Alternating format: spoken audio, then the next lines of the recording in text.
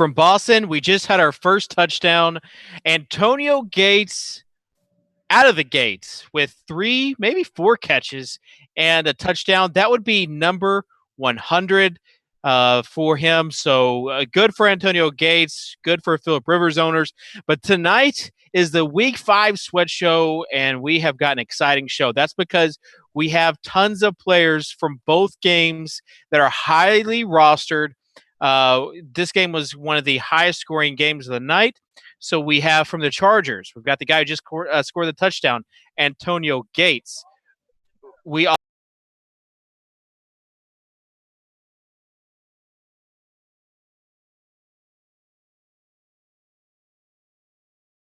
who had a big catch on that drive.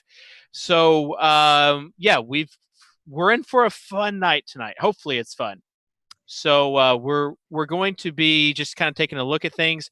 But for the Steelers, the first drive of the night, you had a long pass for Michael Vick. So as a Steelers fan, you like them letting loose. There might have been some pass interference or some holding on that call, but they didn't call it. Good sign that they're kind of airing it out. Also, good sign that there's a touchdown immediately from Phillip Rivers, because that means that kind of sets the tone. You're not going to see these 4-yard passes, another 4-yard. Like, I'm not going to milk the clock. If you watch the Chargers offense, they're just going down the field, and they're not stopping. So we're hoping for a high-scoring, fast-paced night tonight here on the DraftKings Sweat Show. Make sure you're using hashtag DKTV, and we're going to be interacting throughout the night with you. We'll have our first competition, and it's going to be the selfie touchdown dance. Last night on the Hangout show, I talked with Drew Dinkmeyer, Adam Levitan, and Andrew Wiggins about what do you guys do now? Like, what do you guys do when your guy that you have everywhere goes off, like scores a touchdown? Like, are you immune to this, or do you celebrate? And they still celebrate. Adam Levitan was talking about in Miami for Week 1 at the King of the Beach. And this is his words, not mine, he said he humped his friend whenever they scored a touchdown. So he said Jordan Reed had that capability on him. So that's what we wanted. We want from you. We want you to take a picture or video of you doing a touchdown dance, or you doing something. So as far as like taking a video, taking a picture, do that. Use hashtag DKTV. We'll give away some tickets, because we know you like those. We'll give away some Millie tickets, and it'll be a good / fun time. Let's take a look at some of the stories. We've got Devonta Freeman, who is still going to be the story. People said, okay, we did this twice. You've got Tevin Coleman playing. No chance he does this a third time. False. He did it a third time. He's been so good.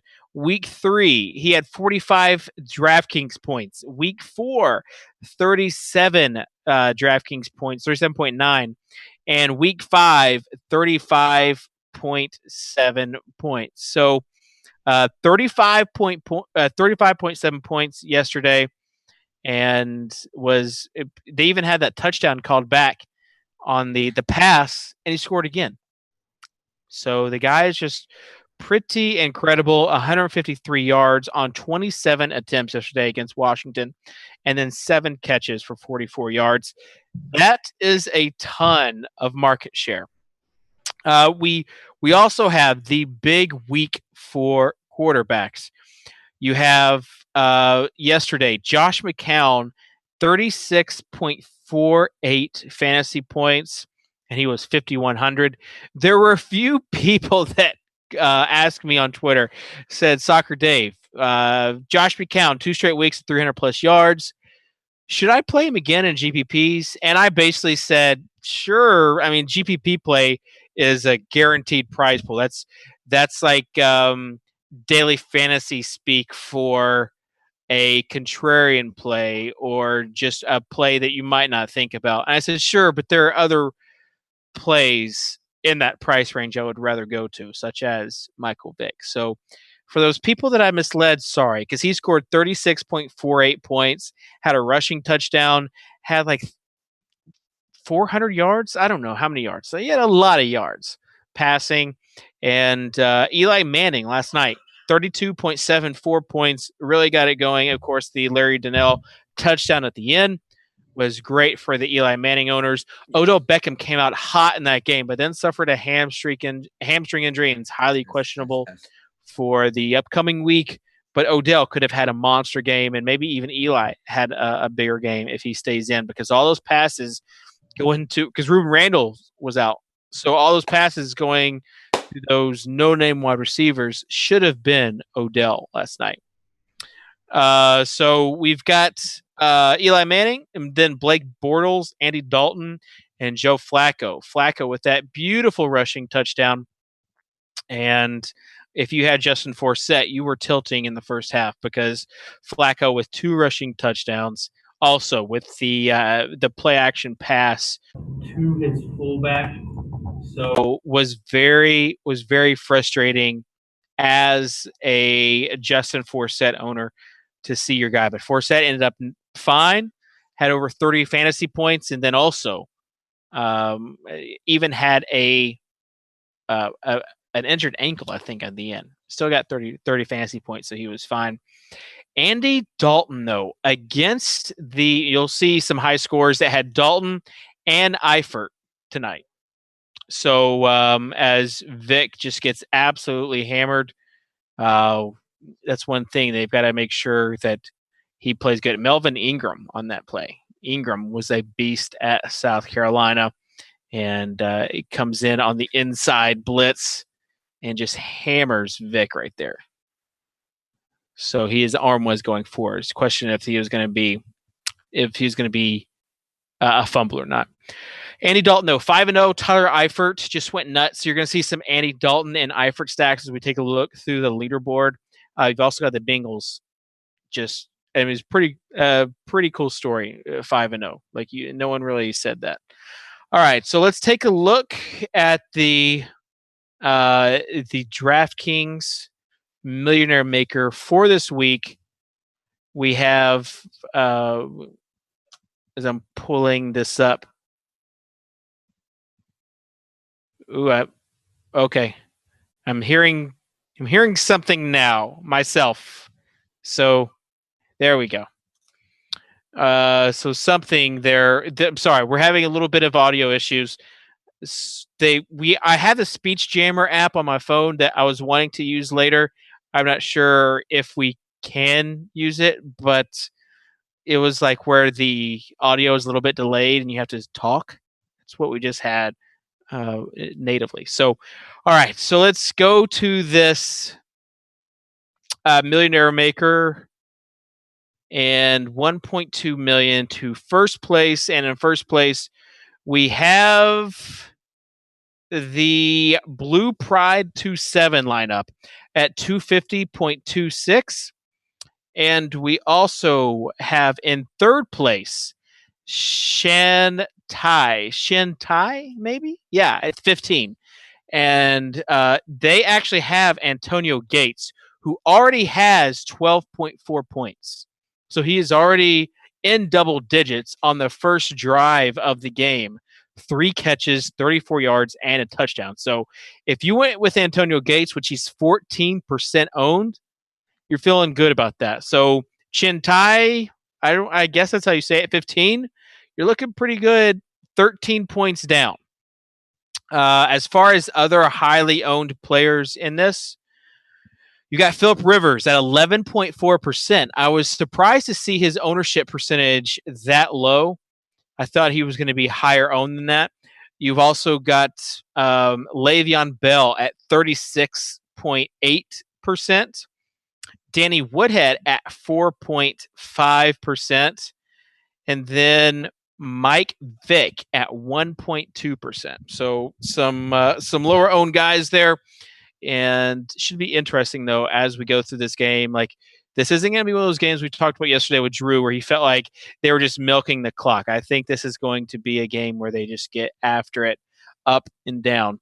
As far as taking a look at these lineups, Blue Pride 27, Tyrod Taylor, Todd Gurley, Doug Martin, Devonta Freeman. He used the 3 running back approach. He did not stack Tyrod. We call that the naked Tyrod lineup. And you've got Odell Beckham, Julian Edelman, Allen Robinson, Gary Barnidge. Barnidge, 30.9 DraftKings points. Just what can you say about that guy? The Makasupa favorite, Andrew Wiggins' favorite, as we see Vic taking off for negative yards, I think. And then the Broncos D, which came to play. Scrolling down in 11th place, we have a lineup that has Keenan Allen in it at a 232. That is N. Lemieux. And I thought that the Keenan Allen team would have a better shot than the Antonio Gates team, but Keenan Allen with no targets on that play, it's just what it is. So we'll see if they still go to Gates the rest of the night. At 227, you got another Gates lineup, and they're in 26th place. That is Rod R. Joe. And then 32nd place, you have another Antonio Gates. So it looks like a bunch of Antonio Gates lineups that are now like in the top 50. As I'm just scrolling down, there's 3 more right there. I'm trying to see if we have any double player lineups, like maybe a Rivers Antonio Gates, because this could be a 30-point game from Rivers. So I'm wondering as he goes up, like what we're going to see there. All right, so let's talk about again going back to Andy Dalton,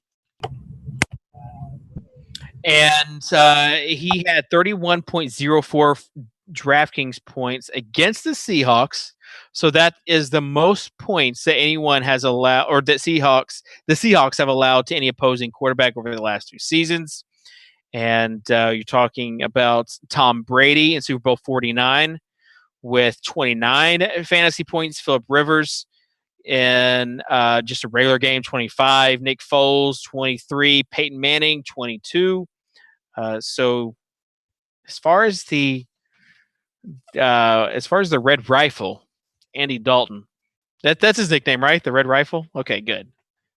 I got people looking at me like, but no. As far as Andy Dalton goes, 5-0. What more could you ask for? And I feel like they've consistently, Dalton or Eifers, consistently been responsible for some of these performances. So, all right, we're going to take our first break, and we've got the King of Miami coming up. So this is a nice. What's that? Oh, okay. I don't know what break we're going to, but we're going to a break. We'll be right back after this.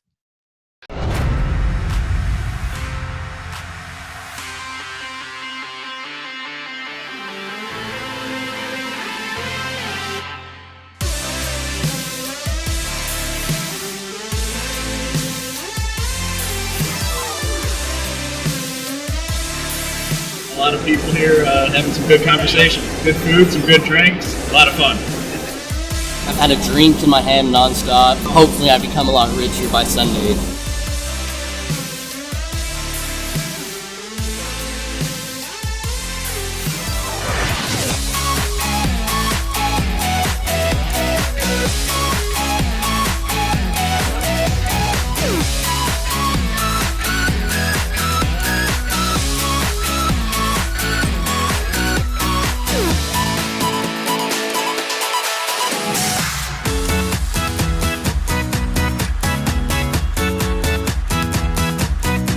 Finalize my lineups, ready to go here in Miami. Let's do it, baby.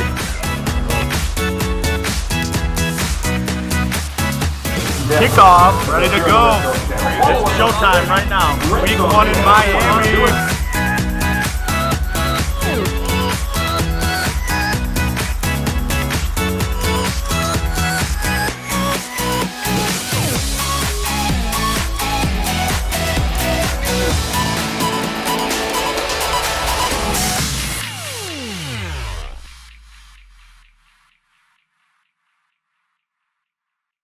Hey everybody, Gronk here. Listen, subscribe to DKTV for all the best fantasy picks, entertainment, and strategy. We've got a whole roster of proven winners to help you gain an edge. Plus, they bring you behind the scenes with exclusive access to DraftKings VIP experiences and World Championship live events. Don't miss out. Subscribe to DKTV now.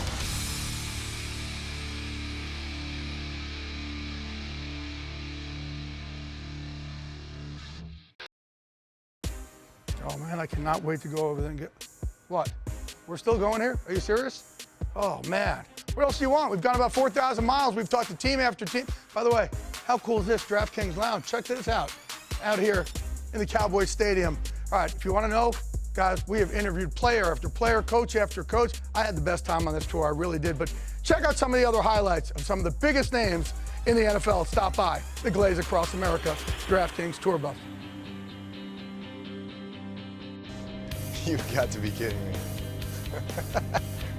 Oh my gosh. Holy Toledo, man. Who gave you permission What? to put my picture on the side of this bus? Dude, are you serious with a fireplace right now? Are you serious?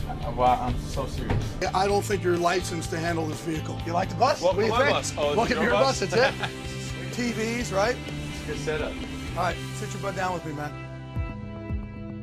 Why are you still doing this? Because I love it. I love it. I love it. The competitive part of it. You know, I love that part of it. In the back of your mind, there's always the idea of, you know, being a champion once again. Yeah, I think it's a completely fresh start. You know, obviously, a change of scenery, completely different system. It's just exciting to be in an offense that gives the quarterback so many options. You don't turn on until you start getting your butt kicked a little bit. But you kind of want to take that first hit because it's been since January, February since I've been hit last. Johnny's done a great job. I think he's in a great place personally, which has allowed him to be in a much better place professionally. Where have you taken the biggest jump when you came into now? You learn a lot of football. You really do. Every year, especially that rookie year, second year, third, you learn a lot. Last year's team wasn't good enough relative to the standard we've set and our expectations. And all of us, starting with me as the head coach, need to be better. I think the year 3 is a big deal. You know, that we've had the stability, coaches in place, a lot of the key players in place here now for 3 years. You want your receivers, they're all competitive, and they want the ball because they feel like if they get the ball, they can make plays, and they're gonna help out the team. So Jimmy was my guy. I mean, Jimmy was like a younger brother to me. But it's not like we have to go out and find the next Jimmy Graham. No, we have to evolve. I felt for Ray. I think we all felt for Ray. And we all do a pretty good job of kind of compartmentalizing everything and going out there and doing our job. You know, he's confident in what he believes in. And he tells us all the time, trust me, I know what I'm doing, trust the process. He just challenging us to be the absolute best. One thing about being wise is seeing what other people do and using it yourself. I've seen terrible leaders win, and I've seen great leaders lose. But what are we saying? The determining factor of all is what? If you win. We went 4-12 last year, so I mean, we can be worse, but how much worse can we get? We can only go up. So that's how I look at it. Worst part of training camp? The time here. You mean the entire thing? Yes. That's it. How great is that? Finishing off in style here in the Cowboys Stadium. Folks, that's it. Jay Glazer, I am taking off. DraftKings, thank you so much for everything. Make sure you play DraftKings all year long. Fox, thank you so much as well. You guys know I absolutely hate flying. I terrorized America in our DraftKings bus. Thanks a lot, folks. Hey, can we change that, by the way, to just say Glaze Across America? Where's Jerry and Stephen Jones?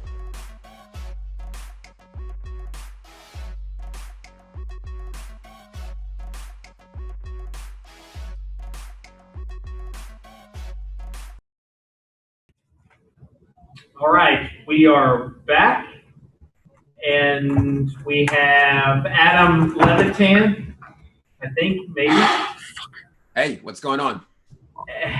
Hey, just this is live, so sometimes stuff happens.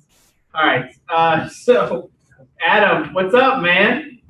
I heard you talking about my hump celebration. You know, it's not like an all-out hump. You know what I mean? Just an excitement hump, and then right back to my seat.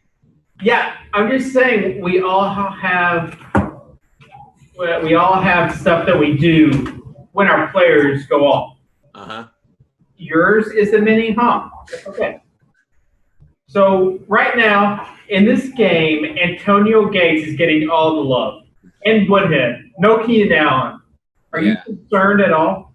I mean, I'm concerned that Michael Vick is so bad that this game might just get out of hand. Like, I love the way you're talking. Like, well, people have shares of Phillip Rivers and Le'Veon Bell and Keenan Allen and Antonio Gates. Oh, and Michael Vick too. No, they don't. You're the only one that has the Michael Vick shares. Nobody else does.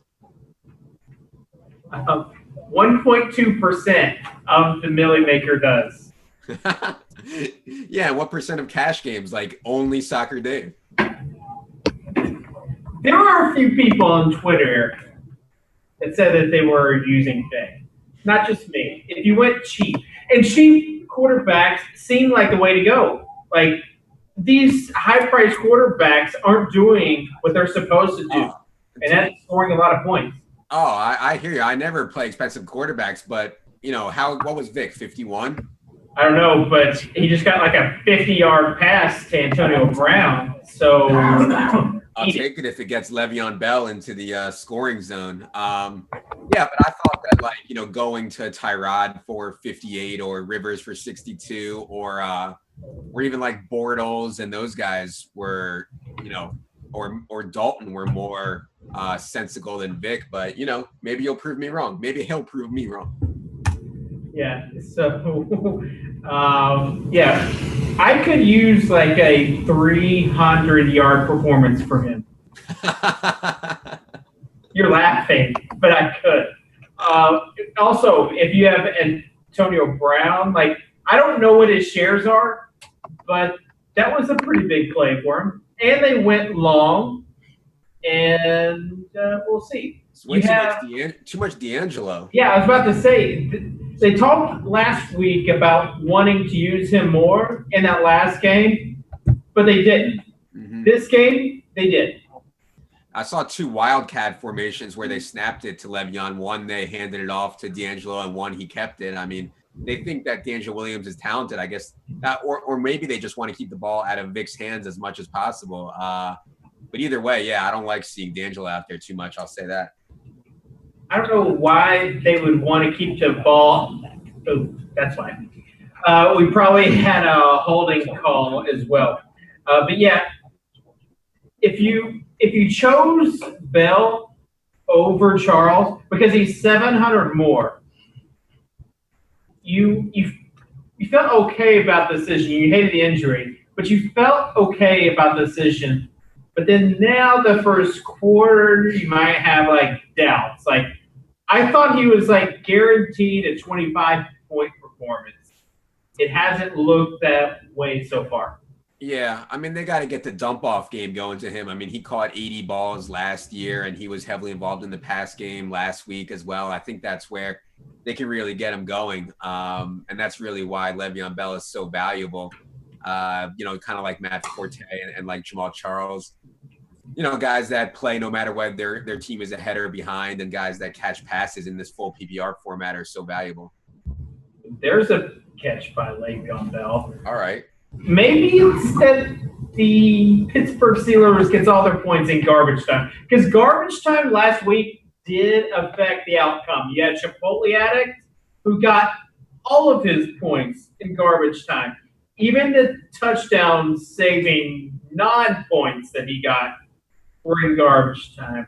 So maybe that happens here. But if you played players from this game, aside from Keenan Allen, you're feeling okay about yourself.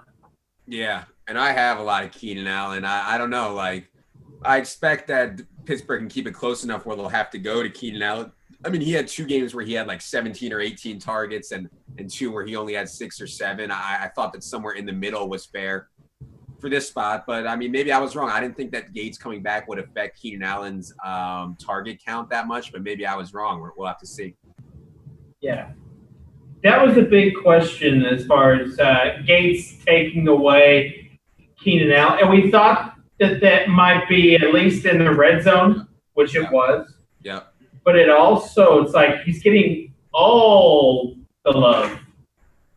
Yeah. I saw the Chargers running a lot of 12 formations, 2 tight ends and 2 wide receivers, which is interesting because a lot of times they've been a 1 tight end team, or they've been a team that left Ladarius Green in as a blocker when they did have 2 tight ends in there. But I think they've seen that they've been limiting Ladarius Green for so long for no reason, really. They can get Gates and Green out into routes, and that can make up for some of the loss of Stevie Johnson. So, if Woodhead's out there in routes and Green is out there in routes and Gates is and Malcolm Floyd is, then maybe Keenan wasn't as strong of a play as I thought, but long way to go.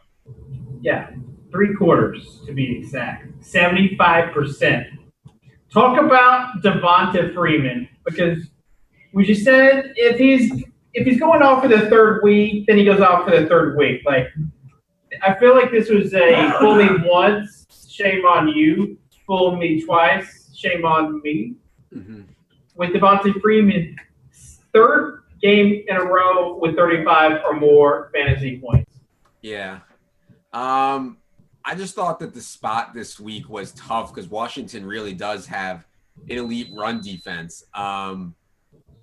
Him proving this spot wrong again with Tevin Coleman back, with his price elevated, with facing Washington, sells me on him even more. I know his price went up another $700 ahead of week 6.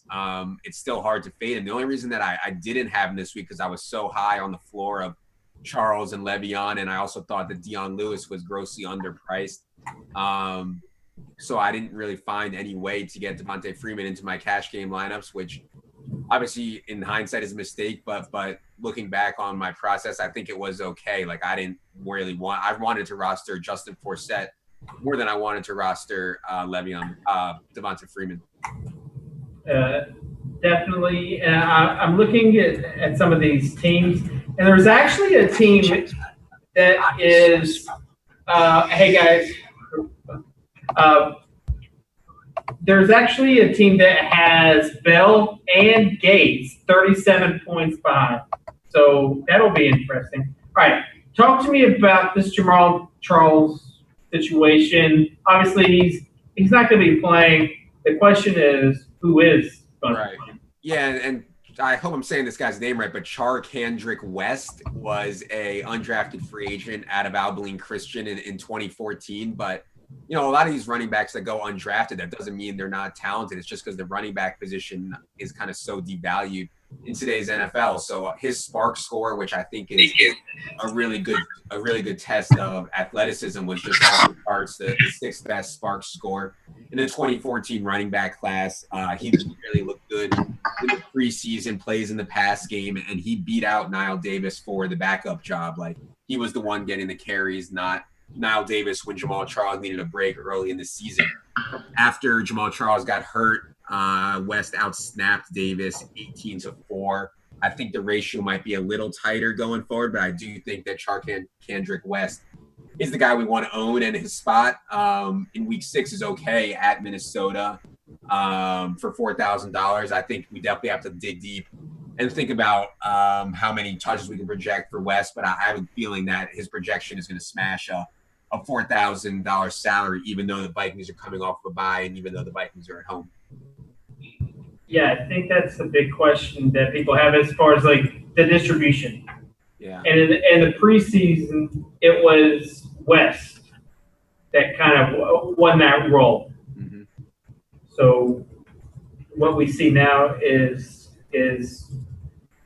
like I said, going to be interesting. All right, let's talk about some of the other storylines. Andy Dalton and the Bengals, 5-0. You've got Eifert. Where would you put Eifert amongst all the other tight ends? Yeah, so, I mean, if Eifert was like a primary option in this offense, like if he was seeing a more concentrated share of the targets, as Drew Dinkmeyer likes to say, then I'd be higher on Eifert because he's pretty clearly a dominant talent. And Andy Dalton, I think he called him the Red Rifle. I prefer to call him the Red Rocket, but he's playing out of his mind right now. I believe he's the number 2 fantasy quarterback overall, and yet he's still priced under 6,000. It's just really appetizing. I know this week is a tough spot at Buffalo, where I typically don't like to use guys, but it's really hard to ignore a guy playing at Andy Dalton's level. And, the Eifert thing is like, I want to play him in cash. It's just like it could be a Gio week. It could be an AJ Green week. It could be a Marvin Jones week. Maybe, God forbid, it's a Jeremy Hill week, even though I don't think it is. But they have a lot of guys that can really play in Cincy, which kind of makes me wary of Eifert in cash. But as we've seen, he's a total monster in GPP because he can just completely go off. I mean, this dude can really play. He wasn't a first-round pick for no reason. So, the Bengals are just super, super impressive. They're talented at every position and pretty talented on defense, too, especially in the secondary. Yeah. And I feel like it's a matchup-based thing from now on because that offense has so many weapons. Right. Speaking of, Melvin Gordon starting to get some love, actually caught a pass. So if you're this will just be my luck. I have Rivers and Allen, and it's going to be the Gordon and Gates show. Just put it out there. All right. We're going to cut to a break. We're going to try to fix some audio issues. If I'm talking drunk, it's because there's like echo in my ear. If you have the Speech Jammer app, you know what I'm talking about. So, yeah, that's definitely happening right now. We're going to go to a quick break and come back with Adam Levitan. And, we'll be right back after this. Everyone knows DraftKings makes more millionaires than anyone else. And this NFL season, we'll be handing out a whole lot more big checks. Start planning your epic victory celebration by checking out some of the guys who set the bar on $1 million celebrations last NFL season. Eitan Jankowicz. The sweat for the top spot in the $2.5 million King of the Beach tournament was tense, but Kobe for MVP played it cool, watching his team, led by Russell Wilson and CJ Anderson, work its way up the leaderboard. But it was Doug Baldwin and his fourth quarter TD that cemented Kobe as the one true king of the beach. Drew Dinkmeyer, DKTV's own Dink Piece, found himself in contention to win the Week 15 Millionaire Maker thanks to huge performances from Jeremy Hill, Des Bryant, and ODB. But it was during Monday night's Saints-Bears game, when Dink was live on DKTV's Sweat Show, that Marquise Wilson's fourth quarter TD catapulted Dink into first. Infamous celebrations ensued. Dave and Rob Gomes. Now they're the faces of a national TV commercial. But back in Week 11 in 2014, the Gomes brothers were just two guys in the middle of one epic sweat. Thanks to strong Sundays from Aaron Rodgers and AJ Green, they were in contention in the Millie Maker heading into Monday night. That's when Jonas Gray of their hometown New England Patriots went absolutely nuts, scoring 4 TDs, launching the $1 million celebration that would soon live on in infamy. How will you celebrate your big win this season? Share in the comments below. And for more, subscribe to DKTV. Hey guys, Peter Jennings here, and I'm going to be giving you my top 5 tight ends for the NFL season in 2015 at DraftKings. Starting out the list at number 5, I have Captain Crunch himself, Martellus Bennett. He might be more famous for rapping than catching touchdowns at this point, but I think he's in for a good year. Always finds the red zone, and I think with the departure of Brandon Marshall, he should get more red zone targets. So I really like him this year and think he's going to be a good play. At number 4, I have Travis Kelce, who is the most talented guy maybe on this list outside of my top 2 guys. And certainly could have a monster year. He didn't get the ball as much as I would hope last year, and I think that will change. I think the Chiefs will really do everything they can to get the ball in his hands, and I expect a monster year. At number 3, I have Greg Olsen, who is one of the best pros in the entire NFL. Really great person, always a smart guy, and he's really done well with Cam Newton. I think he's in a great position to succeed, and I think he will be the number 1 guy in the red zone outside of Kelvin Benjamin for Cam Newton. At number 2, I have Jimmy Graham. Very interested to see how he performs this year in Seattle. I do think that he'll be the number 1 red zone option, which should serve well for him. I do think he will regress a little bit from last year after being with the Saints, but I still think he's an elite option at the tight end position.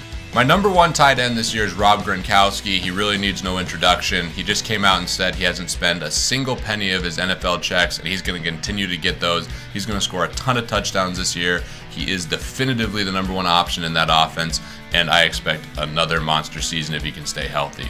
Love to see your top 5 list in the comments below, and please subscribe to DKTV. Hey guys, Peter Jennings here, and I'm going to give you my top 5 running backs for the 2015 NFL season at DraftKings. Starting off the list, I have a Bronco. Probably my favorite player this year to watch is going to be C.J. Anderson. I think he has an absolutely monster year in Gary Kubiak's offense. Offensive line should be good. They're going to obviously be able to run the ball, and Peyton Manning should help him get in the end zone. At number 4, I have Jamal Charles, who I think is an elite upside play. Always can break the big play, and he's really good in the passing game, should catch a lot of passes. Andy Reid's always got a lot of fantasy points for his running backs, and I think Charles has another great year. At number 3, I have Le'Veon Bell, who would be number 1, but he's going to miss a couple games to start the season. I think he is an absolute monster. I don't think last year's a fluke at all. Excellent pass catcher, does it all, and I expect him to have a huge end of the season. Number 2, I have Eddie Lacy, who I think is going to be on the best offense in all the NFL. Packers should be incredible. Aaron Rodgers is going to move the ball. Lacy's going to benefit dramatically because he's going to face less people in the box, and he's going to get a lot of touchdowns. At number 1, I have Adrian Peterson. He barely played last year, and I think that's going to be great for him coming into the year fresh. He's an absolute freak of nature, most talented running back I've ever seen. And I think with this offense, Bridgewater is going to actually move the ball really well, and I think Peterson will be hands down the number 1 running back. Make sure to check us out here at DKTV, subscribe, and good luck in all your contests. Hey everybody, this is Drew Dinkmeyer, aka Dinkpiece. I'm one of the DraftKings pros, and I'm here today to bring you my top 5 quarterbacks for the 2015 NFL season. These are my top 5 fantasy quarterbacks, so let's start with number 5. This might be a little bit of a hot take, but Tony Romo is going to crack my top 5. Ranked 22nd in the NFL last year in dropbacks. I expect the volume to be back with DeMarco Murray out of the picture. Less reliable running game means more passing attempts for Romo. Also means more opportunities around the red zone for Dez Bryant, one of the best touchdown converters in the league. I think Romo's passing stats take a big tick forward. Top 5 fantasy quarterback season coming from Tony Romo. Number 4, go to New Orleans. Drew Brees. People are going to be concerned about the loss of Jimmy Graham this year. I'm not concerned. Athletic backup tight end Josh Hill will fill that void, and he finally gets that safety net running back in the passing game that he missed last year without Darren Sproles. CJ Spiller is going to make a big impact in the passing game. I think Drew Brees is still going to be a top 5 fantasy quarterback heading into this 2015 season. Number 3 on my list is Russell Wilson from Seattle. He finished number 3 last year in fantasy points at the quarterback position. He's not going to replicate the 850 rushing yards or the 6 rushing touchdowns, but the presence of Jimmy Graham in his offense will allow for more pass play calling around the goal line. That's going to lead to more passing touchdowns for Russell Wilson, and I think it'll mitigate some of that loss in rushing total. He probably won't put up the same overall totals, but I still think he'll be the number 3 overall fantasy quarterback. Number 2 on my list is Aaron Rodgers. He's the number 1 quarterback in all of football, but in fantasy football, he's number 2. They play in so many blowouts in the second half, and he just doesn't get as much volume in his main dropbacks as my number 1 fantasy quarterback. Rodgers is still the best in the game. Jordy Nelson's back. Randall Cobb's back. They brought the whole gang back, added some new pieces. They're going to be great offensively, and Aaron Rodgers is going to lead the way. He's my number 2 fantasy quarterback heading into this 2015 season. Number 1 overall for me is Andrew Luck in Indianapolis. He gets that soft schedule in the AFC South, Tennessee and Jacksonville 4 times a year, easy defenses to pad stats against, has the running component that he makes way in the end zone, gets some bonuses there, and also has more weapons this year than he's ever had before. They didn't invest in the defense in the draft. They invested more offensively. I think they're going to be in a lot of shootouts again. Andrew Luck, a lot of volume, still remains the number 1 fantasy quarterback for me. So those are my top 5 fantasy quarterbacks here on DKTV. I want to get your top 5 fantasy quarterbacks heading into the 2015 season. Drop them in the comments. Drop us some notes on Twitter. Hashtag it DKTV with your top 5 quarterbacks for this upcoming season. What's up? We're back. And I think that everything is working properly as it should. We have Adam Levitan still on the line with us. Adam does the Daily Fantasy Edge football podcast.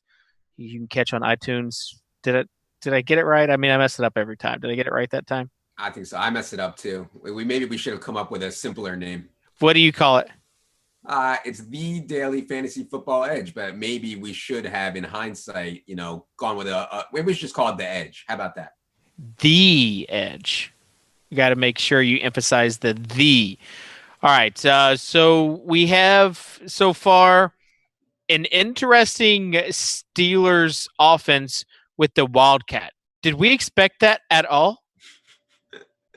I'm telling you, man, this is all part of the plan to hide Michael Vick. I know you don't want to admit it, but he's #bad. And even these out throws are not good at all. He's bad. And I mean, they have to find ways to move the ball without him. I don't love doing Wildcat. I think that's kind of been figured out, but they have to do something creative because he's not going to move the ball with his arm. Chargers have 7 yards rushing, but 93 yards passing. So do you think they continue the whole passing thing? Like, is Phillip Rivers going to have 400 yards tonight? I mean, if they need it, I'm sure he could. I mean, this Pittsburgh secondary has been getting lit on fire for the last 2 to 3 years. This is nothing new for them.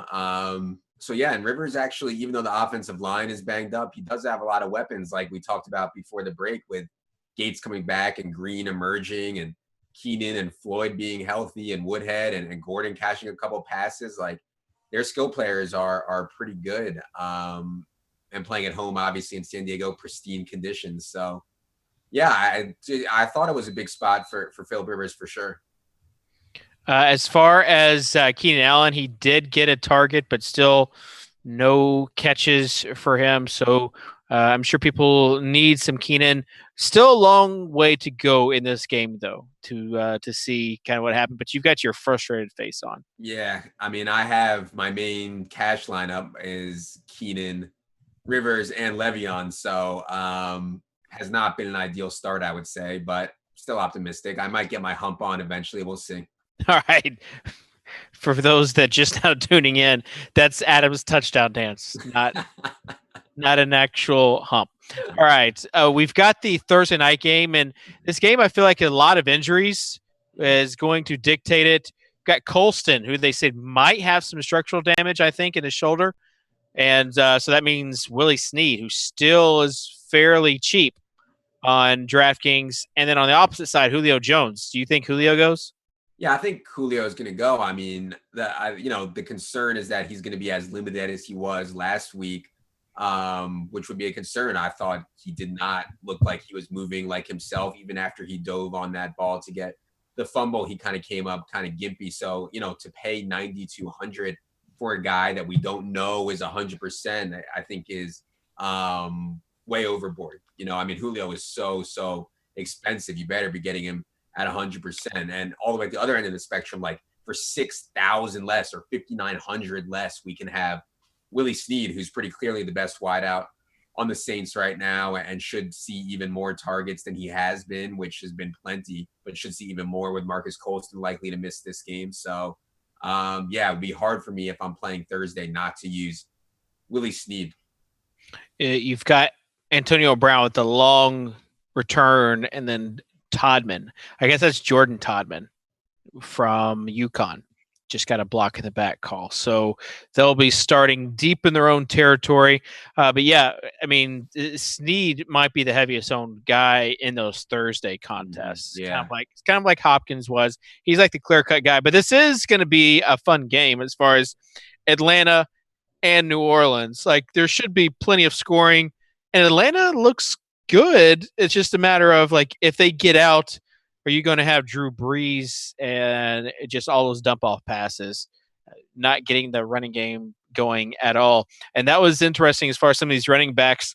Mark Ingram didn't have a big week this week. Eddie Lacy, terrible week. Talk about that Packers offense. Like, is this something? Is this just like a temporary 2-game slump? Are they going to basically get out of it soon? Yeah, I mean, I have never been an Eddie Lacy guy because I think he's pretty touchdown dependent and he doesn't really see like that much volume. Like, he's only getting 13 carries a game so far this year, but we kind of saw this slow start from him last year, and then he just started ripping off touchdowns in every game. So yeah, I would have some concerns if I was like a season-long owner with Eddie Lacy, and I certainly haven't rostered him yet on DraftKings. I don't plan on doing it anytime soon unless his price comes down. But yeah, I thought it was a tough spot for them at San Francisco. I expected them to play way better at home against St. Louis, but let's not forget that St. Louis probably has the best front four in the league, and when they can put pressure on the quarterback, they can do some things to hide their back end, which is kind of shaky. So, two relatively difficult spots, I thought. So not worried about them yet. I'm not even sure who they have in week 6, but I would expect to bounce back at least from the passing game pretty soon, especially if Randall Cobb can get that shoulder up to 100%. Yeah, we'll talk to you in a few seconds about the Patriots offense coming up. But right now we want to go to Brandon Hampton at CEO on Twitter. Brandon has qualified for some live finals before. Was in Miami, the King of Miami, and has a sweat for another qualifier going tonight. Brandon, I understand you have some good. So you're in a hashtag good spot for tonight. Yeah, I'm in a good spot right now. With about a little over 179, and I had Bell left. Couple spots under me, have like a Rivers Gates stack, and I believe Candia has a Rivers Gates Bell stack. So I think he's about 20-ish, 23-ish points behind me. So that's probably the biggest objective there. As far as what do you feel good about, and what do you feel not good about these some of your contests that you're in this week? Yeah, overall, I think I did really good, having exposure to a lot of the right players. I was actually really confident in this particular lineup. I had Bortles and Hearns stack, and then I had some Barnage in there, Yeldon. Unfortunately, Jamal Charles got hurt, or else I probably wouldn't even have to sweat this, because he only ended up with 9 points.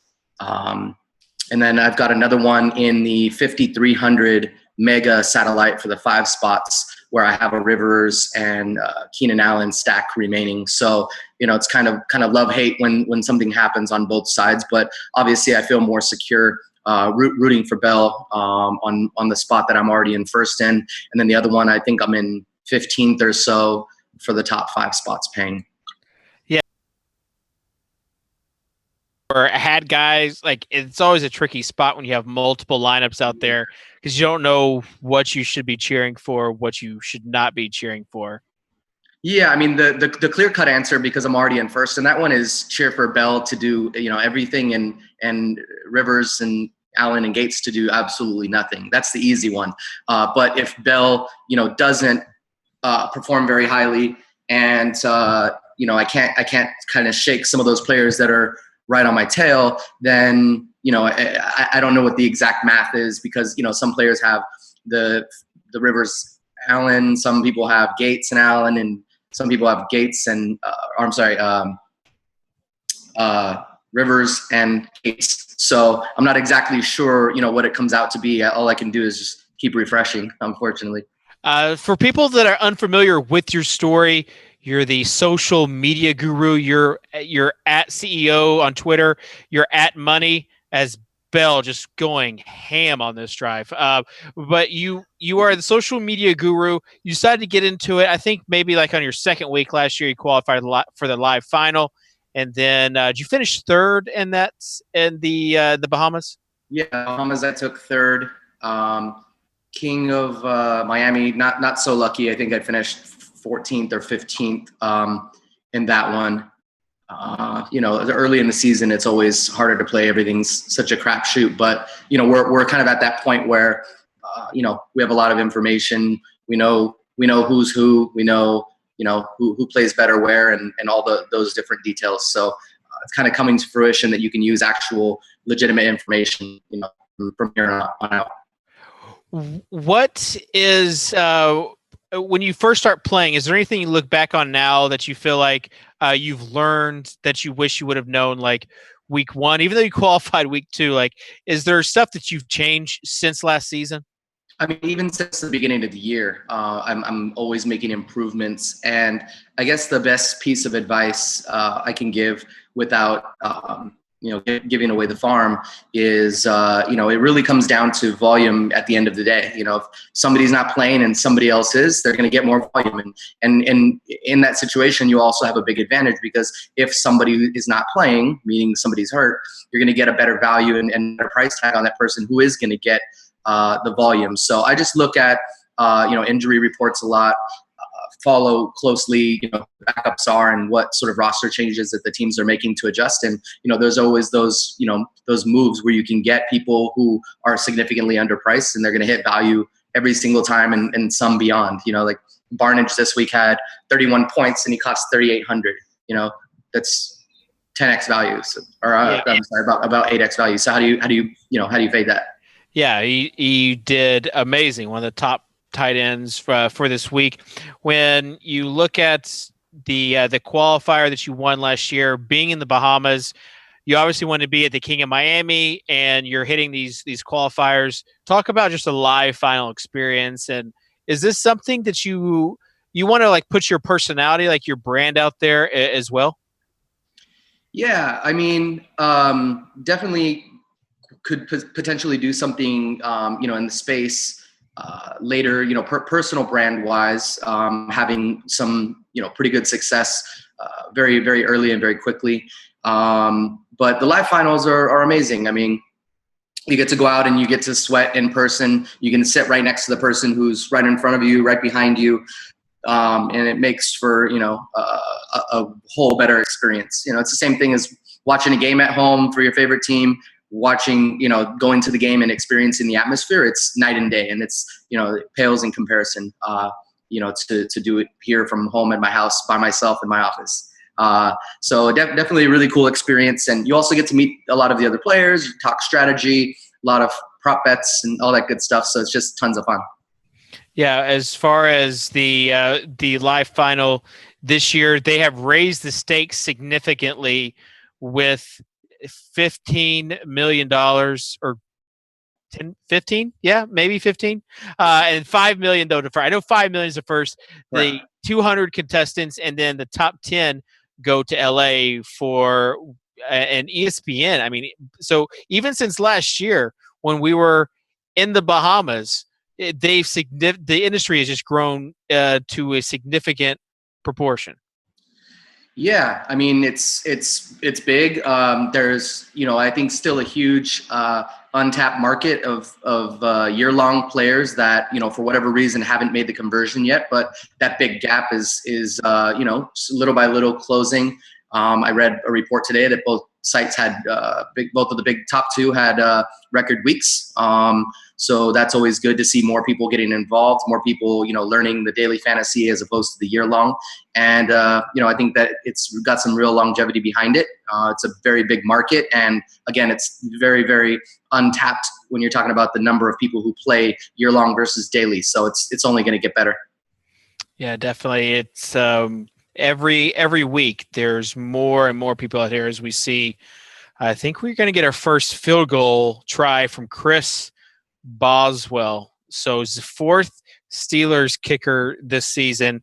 Should be interesting. We don't care about kickers though. We are with Brandon at Hampton right now. Brandon sweating some qualifier seats, sweating some other tournaments. So he knows that he's going for Le'Veon Bell at least, and Le'Veon already with 10.2 DK points. So the goal is, though, we want to speed up this game, Brandon. Like, we want the pace to be a little bit. I think you almost want San Diego to get out ahead so that there's more possessions for the Steelers as well. Yeah, I mean, at the end of the day right now, I think with the slow pace, same thing. It's just going to happen, 10 points already. No touchdowns yet. They haven't got close enough. But I'm also on that same team. I have some other sweats as well. So I have three other ones that I'm either first, second, or third in. And I think that Bell just, continuing to do what he's already doing is the way that I win those, and then not having any effect from, somebody with the gates Rivers stacked, slightly behind. Allen's not really doing anything. He's got a few targets, so I'm very comfortable there. But I think that those are my only concerns is the people with Gates and Rivers stack. But, if it continues like this, it should be pretty good. And Bell just helps me creep up on those other contests. Yeah, definitely. Brandon will be hopefully checking in back later tonight with you. Hopefully things are still going in your favor then. But best of luck to you as you sweat all these. This is a pretty good spot for you to be in, honestly, as far as different lineups. Yeah. Hopefully you're going to have a really good day, but still in line for a good day, really, no matter what. So we'll be checking back in later. Really appreciate you being on with us. Your fave white guy, that's his name, and you can catch him on Twitter at CEO, and is just been a cool story this season. So we'll go back to Adam Levitan with the Daily Fantasy Football Edge. Shoot, I don't know if I got that. I will try to get it. I think that's right. Maybe I don't know. The Edge. Just call it the Edge. Okay, he's on the edge. He's on the edge, everybody. If Keenan Allen doesn't score soon, I'm going to be on the edge. Oh, there's a perfect segue. Keenan Allen has been non-existent, and what happened on that last drive is like what we don't want to happen. Even though Le'Veon Bell got plenty of love, that drive took forever. I mean, these drives are just going forever. Run, pass, or run. Mm-hmm. And I think you want the Chargers getting out as far possible ahead so that you can have basically that speed, that pace pick up a little bit. Like we don't want a 14-13 game. I mean, we want like a game in the 20s and the 30s. We want a total of around 60 if we can get it, but definitely not looking that way. But hopefully some big plays here coming up. I'm really counting on the Chargers to kind of force the Steelers to play big as they hand off to Gordon. Come on, Chargers. Come on. I need big plays, and I need them quick. We need Keenan Allen targets, and also the guy that has Le'Veon Bell and Antonio Gates, he's in a pretty good spot for this Millie Maker. So we'll have to keep up with him. For those that don't remember, he actually won the million last year as well, and this is like his second lineup. So McNizzy is his name. Currently in 85th with 220. So he needs 18 points out of Bell, and then at least another 13 points out of Gates or Bell to be in first, to pass up Chintai in third or Blue Pride in first. So that's kind of the current sweat, but there could be somebody down there with Woodhead. I mean, Woodhead is getting a lot of love early. He and Bell seem to be getting plenty of these short little dump-off passes. And on DraftKings, these little dump-off passes are gold, Adam.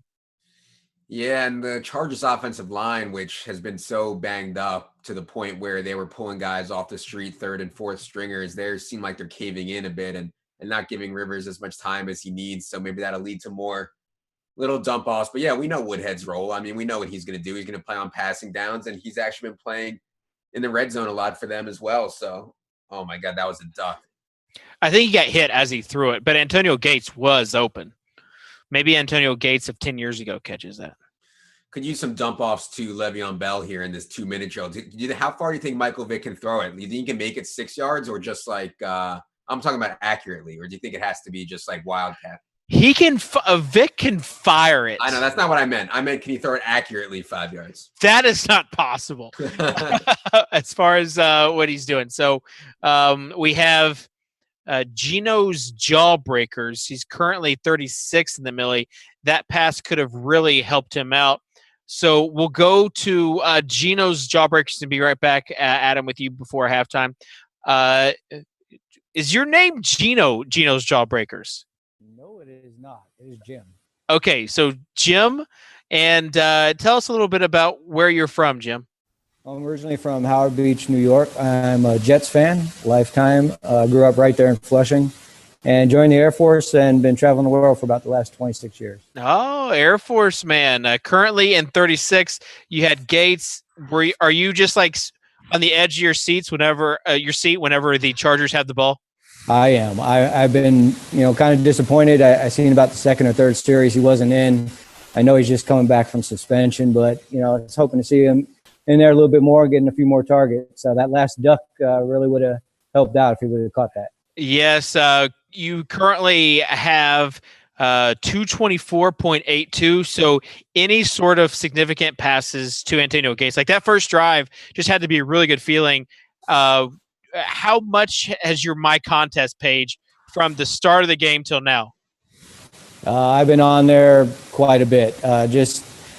Since I've been watching the game, I've actually left it alone, trying to wait to look at it again at halftime. Okay, so you haven't seen like how much it's climbed with that 3-catch, 1 touchdown performance on that first drive. No, I'm just trying to see how far I can get with just the one guy going in this last game. I know I was pretty far behind first place, but I was hoping to get a good night out of him. When I seen him get the first touchdown, I thought, wow, this could be a big night. Yeah, we are looking at your lineup right now. You have Bradford, but you didn't pair him with any wide receiver. You just have Bradford, and he did okay, 23, almost 23 fantasy points. But then you hit the running backs on the head: Forsett, Gurley, and Doug Martin. You had Packers D, and other than Gates, the 3 wide receivers, Beckham, who actually got hurt, Brandon Cooks, who was like the big contrarian play that you had, and then Edelman, who had that long catch. As far as the running backs, did you have a good feeling about those 3 running backs? Oh, I did. And the only one that I thought may even do even better and didn't was Gurley. I thought maybe going against that Green Bay running defense, he might be able to put one in the end zone and maybe be up in the 20s. But very, very satisfied with his performance, though. Yeah, when you take a look at the lineup, talk about your decision to go with Sam Bradford this week. Well, it was a matchup thing, going against New Orleans, and I was just waiting for Philadelphia and Bradford really just to break loose. They showed so much promise, and I figured, it might be a good week to run with him and see what he can do against New Orleans, who has been hot and cold as far as defense goes. Yeah, we have so far a 7-3 game in this first half. And not exactly the shootout that we want, but you might not want too much of a shootout from the Steelers. Like, how are you feeling? Like, you just want Gates to get the ball, and that's pretty much it. Well, I want Gates to get the ball, and then I'm also doing pretty well in a few other contests where I have Gates and Bell going in one, and then I have Gates in another. So I really invested a lot in Gates this weekend with him coming back. And then where I was able to squeeze in Bell, obviously I went with him being the top running back. All right, Jim, as far as your experience playing daily fantasy, sounds like you've got a few multiple lineups, you're in a good spot. So talk to us about how long you've been playing on DraftKings. DraftKings is going on 3 years now. Okay. So your experience. I think I have a little bit. I mean, I try to talk it up with the guys at work and try to get them a little bit involved as well. We've been doing fantasy football together for a long time, but none of them seem to be willing to take it into going a little further with DraftKings. I don't know if I talked to one guy today. He says, yeah, I think they just use bogus accounts. I said, no, they don't. I said, I'm proof they don't use bogus accounts. He uses one of the competitor sites. And I said, well, you might want to come back over, to DraftKings and see what they got to offer. I said, because I like the interface a lot better. It shows matchups better. So that's why I stick with DraftKings. And no kicker. There you go. You don't have to worry about a kicker. Geno's Jawbreakers, I see you with a Jets jersey. I'm pretty sure I know what that name is for. Are you a Geno Smith fan or not? No, I'm not at all. And that's what my name used to just be very vanilla, kind of like Mean Green is what I was. And I was like, you know what? I'm going to change it up a little bit this year. He got his jaw broken for a reason. He probably deserved it from what I understand. And I'm really not a huge fan of him. So I went with it. Chino's job. Yeah, over the plane ticket. That was a pretty crazy situation. We've got the Steelers trying to score. Do you want this to be a close game, or would you so that you can get Gates, or have you thought about how you want this game to play out? Actually, I'd like to see it be run up a little bit more. I think it's going to open up a little bit more in the second half after they make some adjustments. And, I'm hoping that, they've got the run game stuffed a little bit. Gordon hasn't been too successful so far. So if they could start throwing the ball around a little bit more, then maybe Gates will get a few more targets. All right, Jim, really appreciate you being on with us. We'll check in back throughout the night. Hopefully Gates gets you some points, and you're already in for a pretty nice payday, but you couldn't be in for a big payday if even he duplicates that first drive. It would be a very nice day for you. So we'll check in. We'll take a quick break, and we'll be right back after this. They say it's good to have goals, but what about assists, saves, and shutouts? With daily fantasy hockey on DraftKings, every time the puck leaves the stick, you could be netting cold hard cash. Hockey just became a high-scoring sport.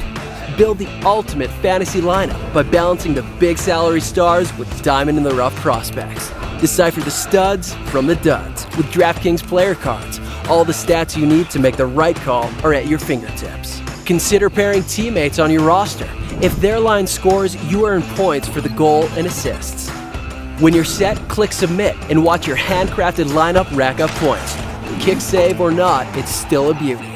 Track your lineup on the couch or on the go. Talk trash, win cash, and bask in your own drafting genius, all in a day's work. Daily fantasy sports glory. Make it your reality.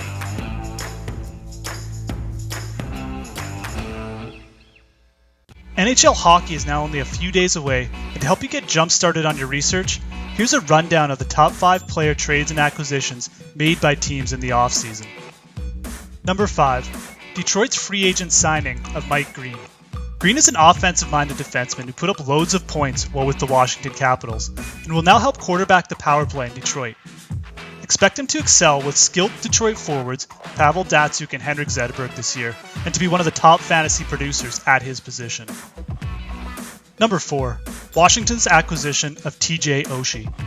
Oshie was traded over the offseason to Washington from St. Louis, and will immediately get slotted onto the Capitals' top line, where he will play with Alexander Ovechkin and Nicholas Backstrom.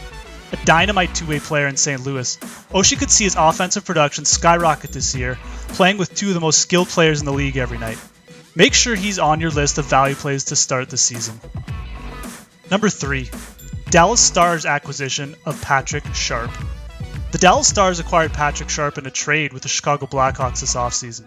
Sharp is coming off of a down 2014-2015 season, but has reportedly been reignited by his new landmates Tyler Seguin and Jamie Benn.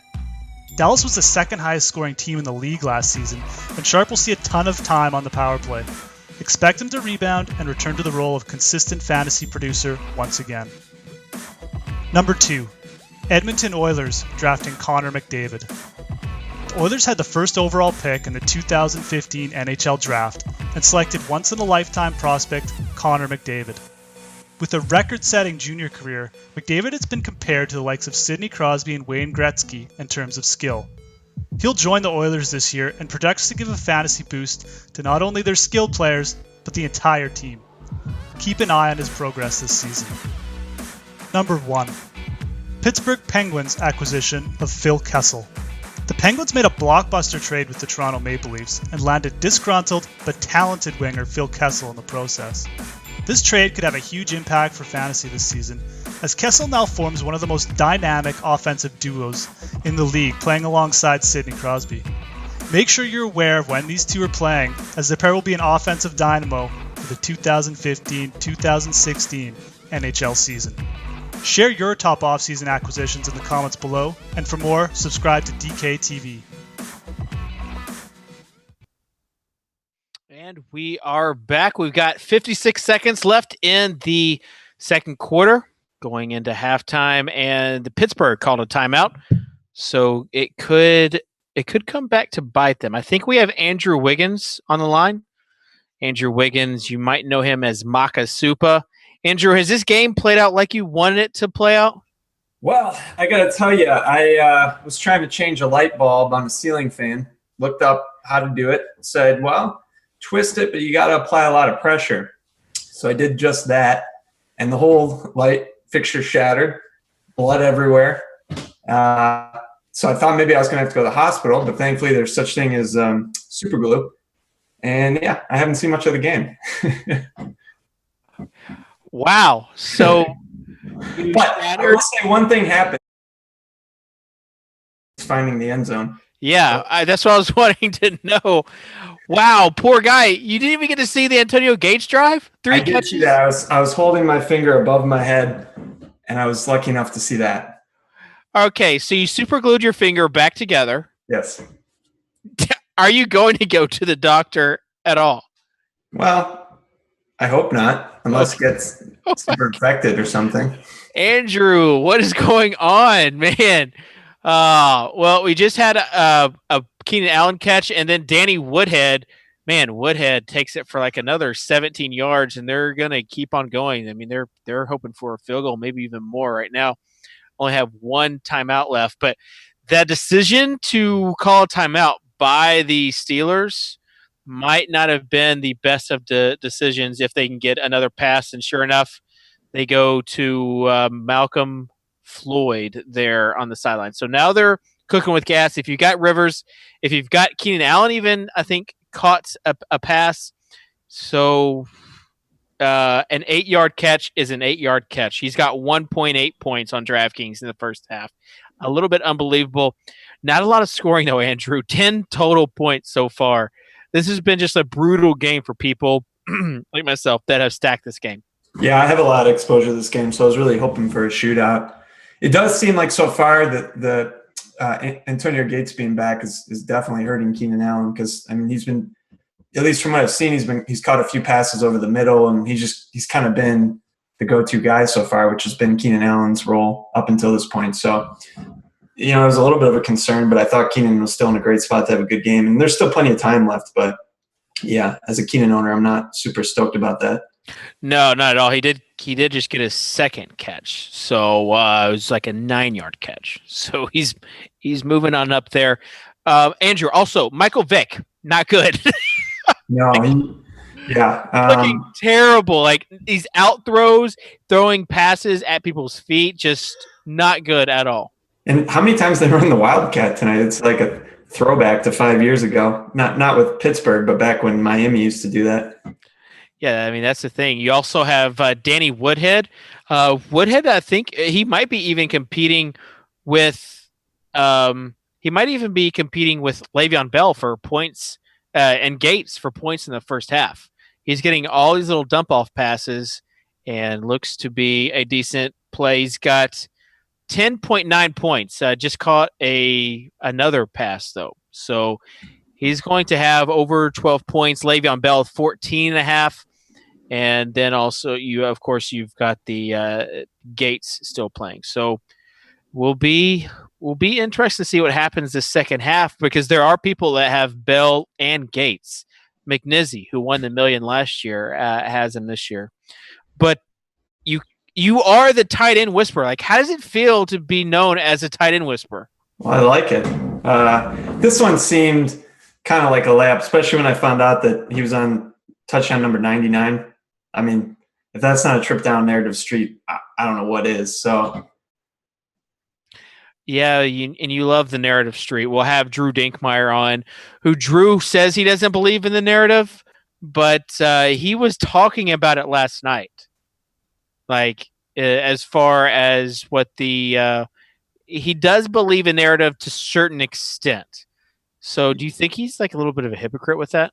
He said that if it's a really good player, I think he said elite, that they could manipulate the game how they wanted sometimes. So I don't know if you include Rivers in that discussion, but it just seemed like he might give Antonio a few extra looks in the red zone just as a welcome back and to get him number 100 on Monday Night Football. Just seemed too good to be true. Now it's easy to say that now that happened, that of course it was going to happen, but that's the fun thing about narratives when you're right. Yeah. let's bring on Adam Levitan also to join us along with you. We had a miss field goal. Kickers are the worst. And this is the thing I was talking about earlier. Philip Rivers, 10.16 points. But, Adam, it is so frustrating to roster Philip Rivers when he's not doing well because his attitude is the worst. I'm getting really tilted in here. Like I have that feeling in my chest, like when I used to play poker and like I would like lose and I would like take my hat off and start kicking it. Like I'm starting to get that feeling with Michael Vick being so bad that they're slowing down the game to the point where like wildcats and run and like it's just messing everything up. Yeah, I'm getting so. I don't think you're starting to get to that point because I saw you before when you were off air literally take off your hat and throw it when Vic threw it. People used to make fun of me about my hat. I had this one hat that I used to kick around so much. This isn't the hat anymore, but this hat is a good bet to be kicked at some point tonight. We just had a Hail Mary that was intercepted. So Mike Vick, I'm sure my mentions are just like absolutely blowing up right now. I'm just glad I have. The bad thing is that I have Philip Rivers too. Like those were the two quarterbacks I decided to pretty much go in on. And when you look at the quarterbacks, like you've got guys, even Tyrod, of course Josh McCown we talked about, but decent options. Tyrod, Eli Manning. You weren't really playing Andy Dalton. You weren't playing Flacco. You weren't playing Kaepernick, who did have a decent game. Mm-hmm. Aaron Rodgers. As far as the quarterbacks this week, Andrew, what are your take on the quarterback play and the whole expensive quarterback's not really doing a whole lot now?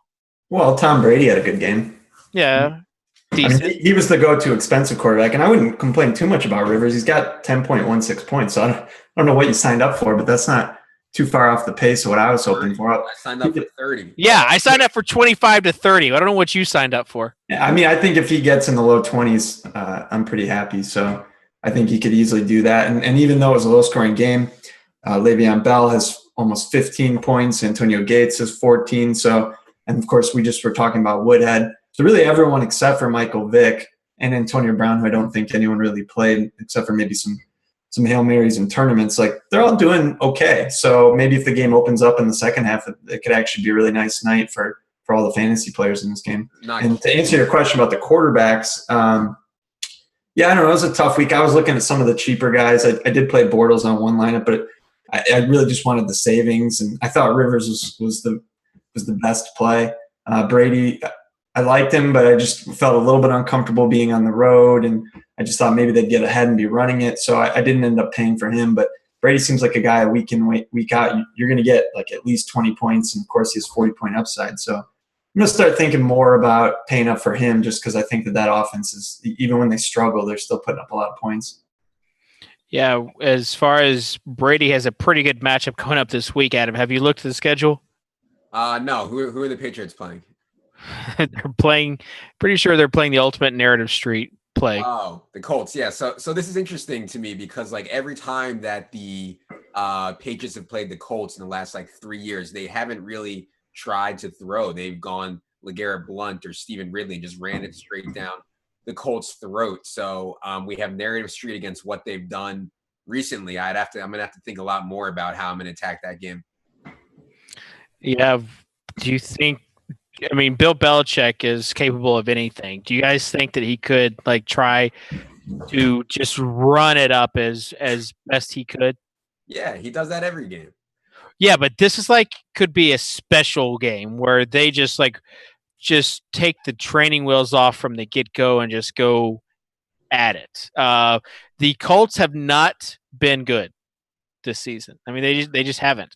And they have allowed opposing offenses to score and in offenses that are just like sketchy. When you've got Brian Hoyer coming off the bench with over 300 yards, like I think that this could be another heavily targeted game with Belichick. The issue is like paying up for quarterback. I think now people might get off of that because it seems like the trend this season has been to save at quarterback, go cheap so you can get some of these high price guys in.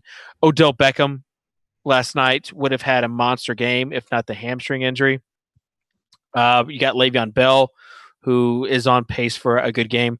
What are your thoughts on paying up for tight end, though, Adam? Yeah. I haven't paid up for Gronk on DraftKings the last couple weeks, and I talked about this on the podcast. It's like the floor of playable tight ends. I mean, there's so many down in the 3K range. All you have to do is ask Wiggins which one to play, down in the 2K or 3K range even.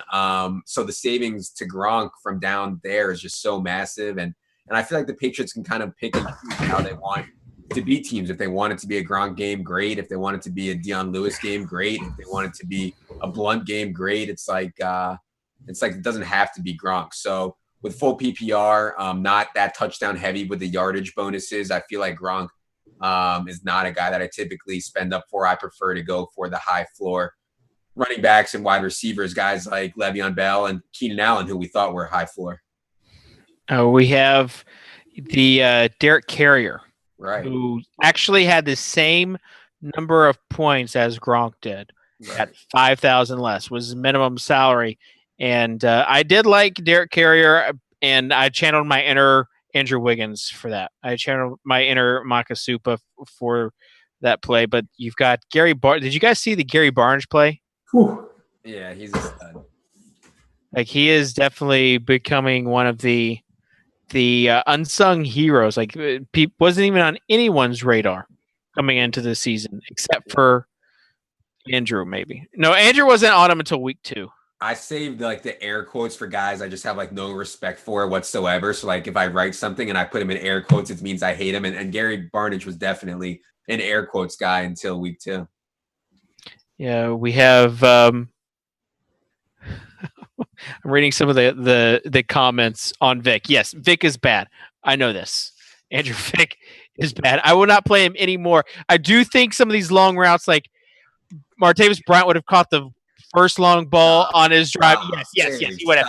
And that long Hail Mary would have been a touchdown. So Martavis Bryant just cost Vic 8 points plus all those yards. So no, I won't play Vic again. Until Martavis Bryant plays. You can get the new Vic. You can get Tyrod. Like, why would you play Vic when you can just get the new Vic? You know what I mean? It's true. It's true. If you are out there watching and you want to have a chance at winning some DraftKings Millionaire Maker tickets, use hashtag DKTV on Twitter and make sure that you're taking a picture of yourself, what the kids call a selfie these days, of your touchdown celebration. A video, if you make a video of yourself, if you do a Vine or Instagram or whatever of your touchdown celebration for the DKTV, I'll guarantee you have a much better shot at just a picture. So do that so we can chat later. We've also got some more people that are sweating. This game, as for as ugly as it's been, still have points. That kind of is how the last Thursday night game was. Not this past Thursday, but Thursday before that Pittsburgh was on. Like, Le'Veon Bell still had a really good night, and they only scored like 10 points. So looking that way again tonight. But he's awesome, man. Hopefully we can have some more. But yeah, he's been great, and Danny Woodhead has looked great as well. Yeah. Le'Veon, you can see like there's literally nothing there, and he just like waits and waits and waits and makes his cut and explodes. Like, he's a pretty unique dude. He's really good. Once they get Roethlisberger back, it's just going to be lights out for Bell.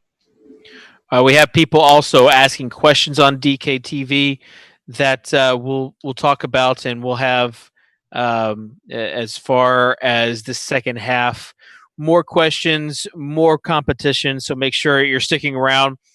Let's talk about, let's see if I can, nope, nothing so far on the Twitter questions. So, no, there is one. From @MitchDWX. Have the Eagles found their offense for good, or was this week just an anomaly, Adam? Yeah, I would lean towards anomaly. I mean, I was really high on them coming in, but I think home against the Saints is about as a perfect spot as you can find. And it was still kind of ugly in the first half till they kind of got it opened up. So I would lean towards not kind of going whack-a-mole and being like, oh, Sam Bradford had a good game this week, he's going to have a good game next week. I'll probably be off him. I don't even know who they play next week, but I'll probably be off him. We have as far as the Jordan Matthews dropping balls, you have Chip Kelly coming out saying Matthews and Aguilar is on the jug machines at 7 or 8 a.m. in the morning. So just catching balls left and right. Do you think to keep your mind out of the gutter, Adam? Andrew, do you think that like some of these guys that have bad performances but still have upside, do you think those guys are a contrarian play, a leverage play for the following week when everybody kind of gets off the bandwagon? Or do you believe kind of in the trend of I don't even want to mess with this guy right now? Well, I thought the bounce back, basically.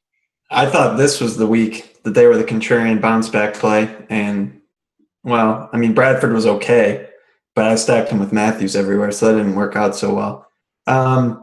I think they're going to get better, but like Bradford hasn't been very good, even though he's been putting up some numbers. He had 2 picks in the red zone, which is pretty terrible. Although if you look at his numbers from the first half to the second half, really throughout the whole season, he's been much better in the second half. So not entirely sure what to make of that. The upside's there. It's going to be the Monday night game this week, so people tend to over-own Monday night games, so I don't know if it'll be super contrarian, especially after the Giants defense didn't look also all that stellar last night.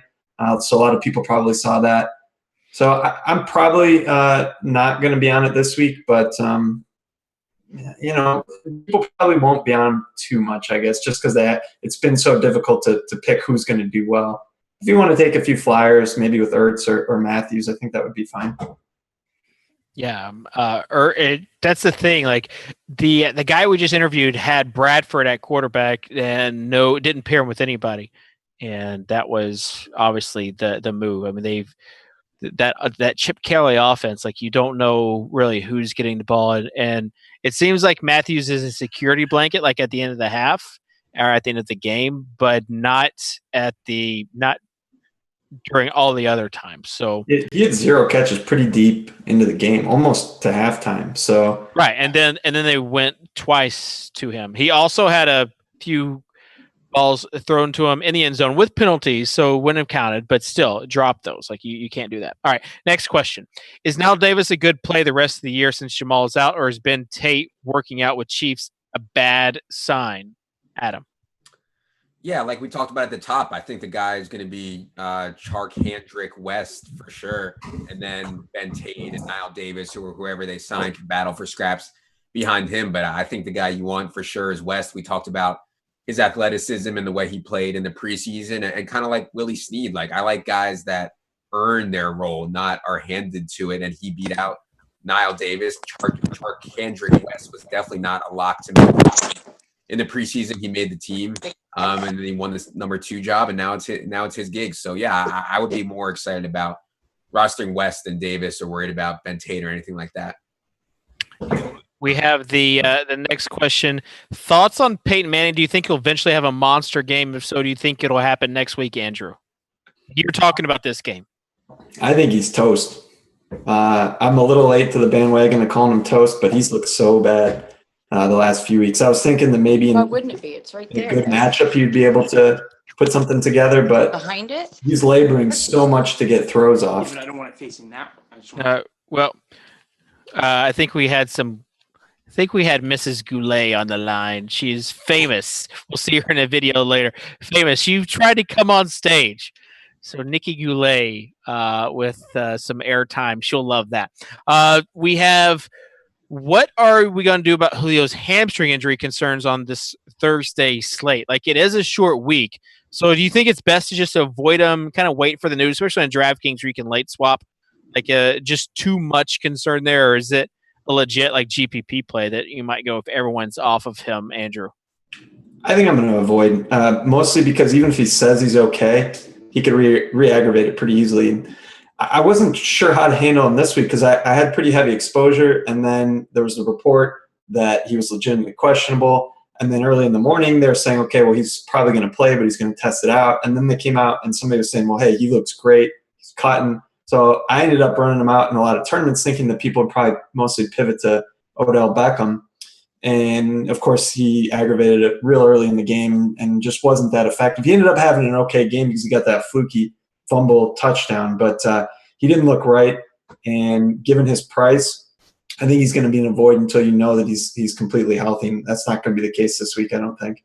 Yeah. Don't you think that when we assume people are going to pivot off, like they never pivot off as much as you think? You know what I mean? Like I pivoted off to Beckham, and I'm sure a lot of other like people that were really in tune is, but sometimes I think that's like the hardcore bubble that's pivoting it off. So I don't know. What was the final ownership between Julio and Beckham? Do you guys know or no? I don't know as far as I'm sure we could find out on the biggest bust play, but I didn't have any Julio, so I'm not sure what his ownership was. We could probably pull up the CSV I think it was like 17 or something.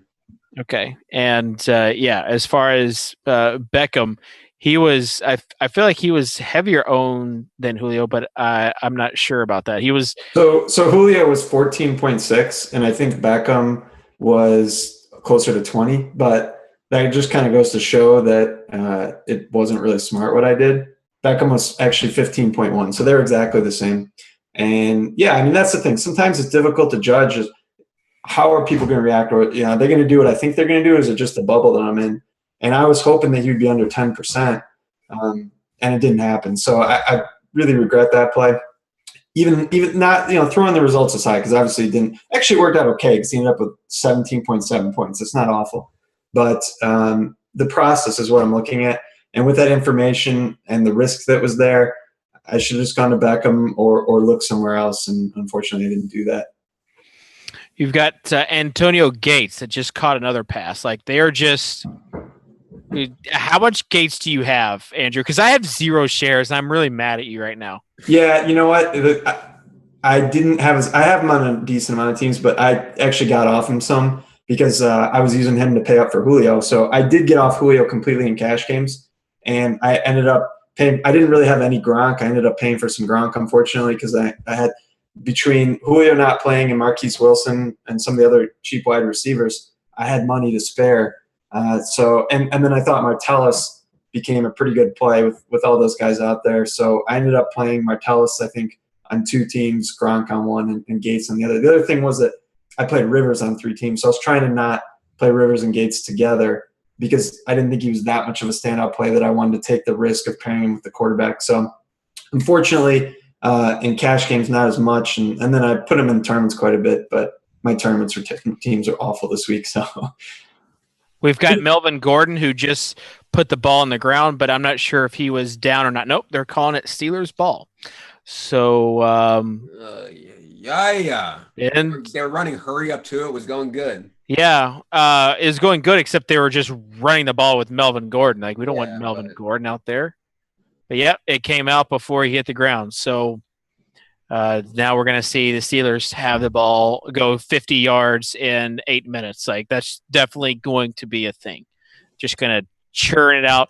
We've got the cap on Adam's head, like, tilted up. Like, he is frustrated. And if you have some of these guys, like Chin Tai is now 9 points behind and needs Gates to have a big days in 3rd, 6th. And then we have let's see, Gino's Jawbreakers now moved up to 24. We just talked to him. So when you're talking about a big day for Gates, like he's in 24. So we talk about this every week. Gino's Jawbreakers currently now winning 12.5 thousand. I'm sure he was winning like 1,000 or less when we started. So this has been at least a 12.5. But if he gets enough and moves like in the top 10, then you're talking about 40K. So if he gets that, he's doing well. Adam, we're going to say goodbye to you so you can tilt in peace. Let me tilt in peace. We're going to let you tilt in peace and you throw your hat, you do something, and hopefully you'll be getting lots of humps. Hopefully. So hopefully the hump dance for your touchdown celebration will come into play. Reminder, if you're not already sending in your touchdown celebration, I feel like we need lots of touchdown celebration. We have Andrew, we've got Drew going to be on. We need as many submissions though from you guys as possible so that we can get some more scoring in this game. I know these guys agree with me. I know these guys agree with me because we want to see guys not just for selfish reasons, but also for our cash teams, right, guys? Correct. Drew, looking good. What's up, buddy? I'm always good after a Cubs win. Yeah. Can you sing did the Cubs finally? Is that game over? Yeah, they won. Nice. A little go Cubs go. Hey, Chicago, what do you say? Cubs are gonna win today. Oh, there's Drew. It was fun, man. A lot of home runs. We've got no home runs in this game. Like 0. We need some of that Chicago love here, but you do have Le'Veon Bell just getting all of the touches. Yeah, I'm getting caught up on the football game now. A little bit surprised to see the score. Not surprised to see Le'Veon doing work. Interesting on the Millie Maker though. You've got some teams with Le'Veon starting to creep. So it'll be interesting if Le'Veon can find the end zone. He's kind of creeping on that 100 bonus now. You start in the second half. You start getting those 1 or 2 plays can really shake up the standings considerably. Yeah, and he's just finding holes consistently, but they're just 4 yards, 3 yards, 5 yards.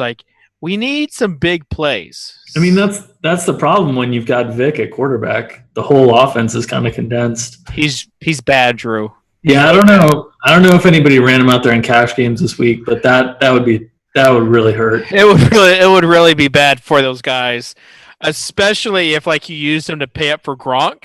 Yeah, that would be really bad, especially when Bortles and all the cheap McCown, all these cheap guys went nuts. You're sitting there with Vic. Ugh. Even Kaepernick had a pretty nice game. Kaepernick, yeah. Pretty much everybody not named Vic was a good play. And they just ran the ball on 3rd down. They are just. Well, last week on 3rd and 1, they threw the ball, so we're getting closer. Yeah, just Todd Haley, everybody. Todd Haley. So we have just no I've got 75, maybe 80% Rivers in cash games, but the other 20% is Michael Vick. Oh, I had no idea. And that's. I feel really bad now. But even that fumble hurt. It hurt Rivers, and now they're going to be on the 4-yard line. I just want some big plays. Is that too much to ask for in the Monday Night Sweat Show? It's not too much to ask for a sweat show, but these two teams don't have a lot of big play guys. That's kind of the challenge right now. It's and for the way the offense, San Diego's offense is kind of dink and dunk, move down the field, and without Martavis, you're kind of counting on Bell to break a long one. So it's tough. I thought both these offenses would be able to move the ball consistently, but big plays are tough with the personnel. It's not like Keenan Allen's not really a big play guy. Yeah, I mean, he's got 2 catches at the end of the half, that's not good. Just to basically satisfy his thirst for the ball. But it's all Gates. I should have listened to Andrew. It's my fault. Let's look at though some of these entries. BCACC3 on Twitter did his touchdown dance, and you can see lifting his dog up in the air for his touchdown. Don't spike it. Oh yeah, you don't want the Gronk spike on that. You don't want to get too carried away. But I like using your animal as a prop. There's no excessive celebration penalties for these DKTV submissions. So give BCACC3 a ticket. Good stuff. We also have Adam Goulet on the line. Adam, you might know, or Goulet, you might know as the guy that joins Drew on all the commercials. You've got the 3 of us. It's reunited and feels so good. It is the three of you guys. So he has a sweat for a qualifier, and we can go to break if we want to tease the Goulet play. So there is Adam Goulet. We're going to cut to a break though, and then we'll come back. Oh, there's two Adams on my screen. Hey there, good looking. So even better. So we'll come back with Goulet right after this. And one of the videos is the Goulet Contenders video that I was at. So good stuff. We'll be right back after this. A fresh lineup every weekend. Huge tournaments. Real cash prizes. Come on, people. It's not 2007 anymore. Fantasy football has evolved. Your roster should be earning you more than just bragging rights. This is daily fantasy football on DraftKings, where it's like a whole new season every weekend. Build the ultimate fantasy lineup by balancing the big salary stars with diamond in the rough prospects. Decipher the studs from the duds with DraftKings player cards. All the stats you need to make the right call are at your fingertips. Consider pairing teammates on your lineup. A passing touchdown can earn you points for both the QB and receiver. When you're set, click submit and watch your handcrafted lineup rack up points. Touchdown! Track your lineup on the couch or on the go. Talk trash, win cash, and bask in your own drafting genius, all in a day's work. Daily fantasy sports glory. Make it your reality. I feel like I went into the basketball and nobody knew who I was or anything, and it was, I'm gonna make the best lineup I can, and I made that and came down and, I had a couple cocktails and watched basketball go on. And honestly, it was probably the last 20 minutes. We kept moving on up from 10th to 7th to 4th, and it was like, wait a second, I think we might have this. It was unreal, it was a dream.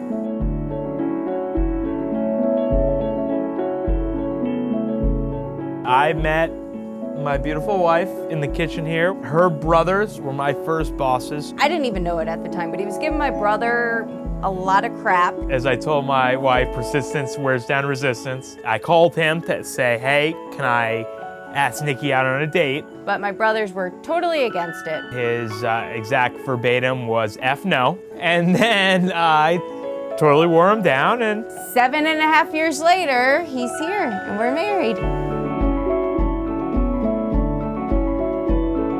Big family, 3 brothers, 2 sisters. Everybody has kids. It is an Italian family ritual that every Sunday, my mother is cooking, the family comes after church, we're here. Every Sunday, I would always not come over to her parents' house because I was watching NFL football. Well, yeah, it used to be my other brother-in-law that got all the crap, but now that Adam's in the picture and that Adam, is actually good at his hobby, they give him a little bit more respect and giving him his time to watch and research. Now they get it. They understand. They have always given Adam a really hard time, always. But now that he's won, it was kind of like, bring home the belt, bring home the check. We want to see it.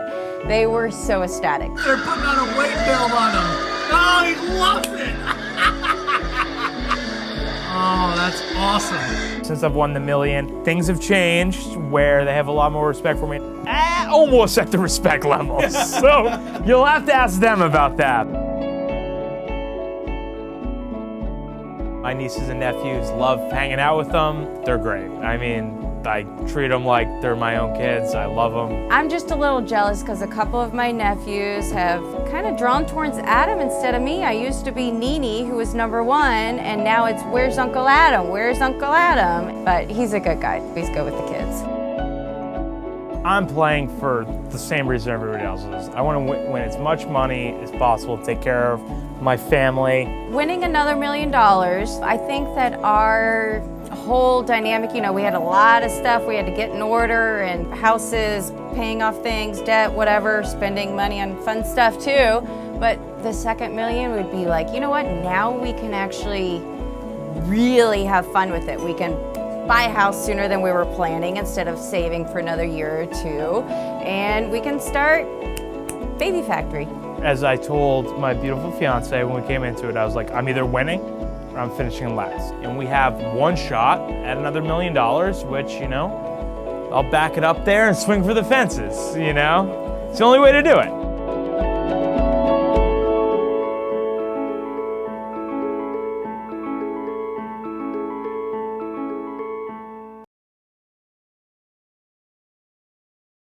What's up, everybody? We're back. We have Adam Goulet on the line.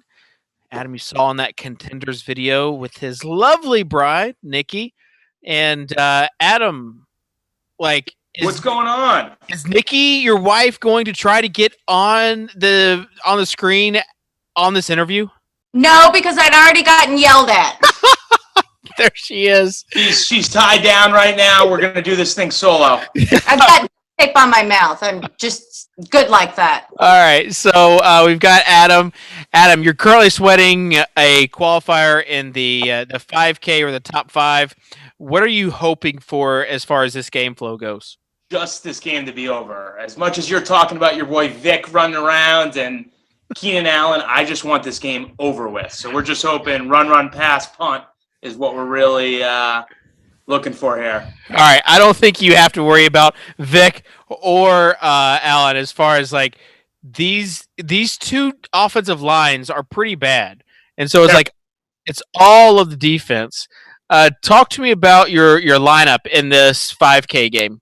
Yeah, it was. It was kind of cheap running backs, and then Doug Martin blew up, and I had Forsett, which for the first half there, I was dying as Flacco continued to rush it in and dump off for touchdowns. So, he ended up with a ridiculous line for Forsett at the end there, but it could have been a lot bigger. And then the rest was, I was actually at the Cowboys-Patriots game. So it was Brady, Gronk, Edelman, and Lewis. So the first half of that game was a huge sweat, but second half, my boys came through and finally put up some numbers. Yeah, it's pretty crazy that you're in first place with Gronk, who put up a stinker. Giants put up a stinker as well, but like you do. Yeah, you have Brady, Gronk, and Edelman, and then Forsett, Doug Martin, and Dion Lewis. Yep. So you went like heavy Patriots, and then you have Allen Robinson and Hankerson. Hankerson is one. Yeah, he's the one that really held you back, and until he got hurt, like it seemed like in a fairly good spot. Yeah, and apparently I wasn't watching the game, but apparently Matt Ryan missed him for like a wide open touchdown, which would have been nice. But Allen Robinson was big, and then Doug Martin was I think he was like 4.8%, something like that in that qualifier for that. So when he was going off, that was huge. All right, so good for you. The Steelers down the ball at the 5-yard line. Like, this is the ugliest possible outcome of this game. So that definitely works in your favor. You've got Condia, you've got Jay Turner. The top 5 people need to remember, like the top 5 in this contest all win qualifiers to Vegas for the big tournament we have. So you currently are in first place, so there would have to be 5 guys that would pass you by, and you have a decent shot at this, especially if this game continues to be as ugly as it is. But as you know, Adam, like, you're the king of sweats. We've seen you on all the commercials. Like, cheering for nothing is bad. Like, cheering, it's like the worst.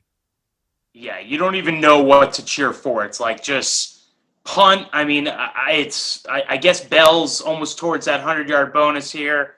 So I saw him. I think he's like 50% owned in that qualifier.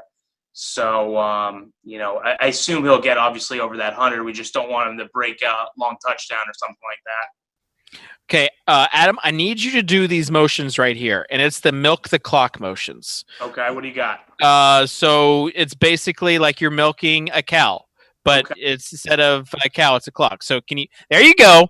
All right. That clock. What about that clock? Yeah, so we got I knew that you'd be down with that. So hey, by the way, David, I would like to say you clean up nice. You look really good tonight. You're just saying it because it's true. Yeah, it's guilty as charged. So whenever you get stressed out, I want you to do that motion. So is your wife Nikki is becoming like one of the? She's not only the wife of the great Goulet, but she's also starting to play. There she is. She got out of the harness. Get back to your cage. So, do you guys play like one-on-one as far as DFS goes? Of course, each Sunday.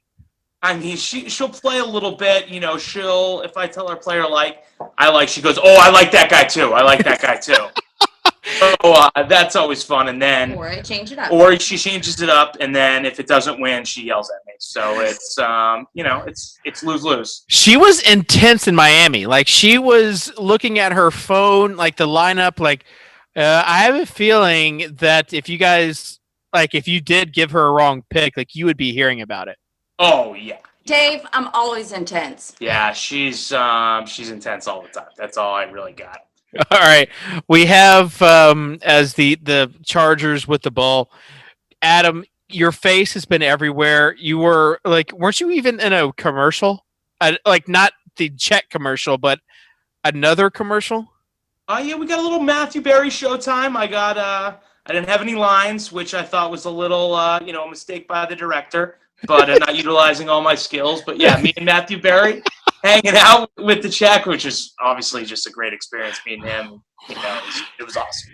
I didn't notice it until the third or fourth time I saw the commercial. I was like, I think that's Goulet. And how is Goulet on a commercial and not talking? That must have been the hardest thing in the world for you.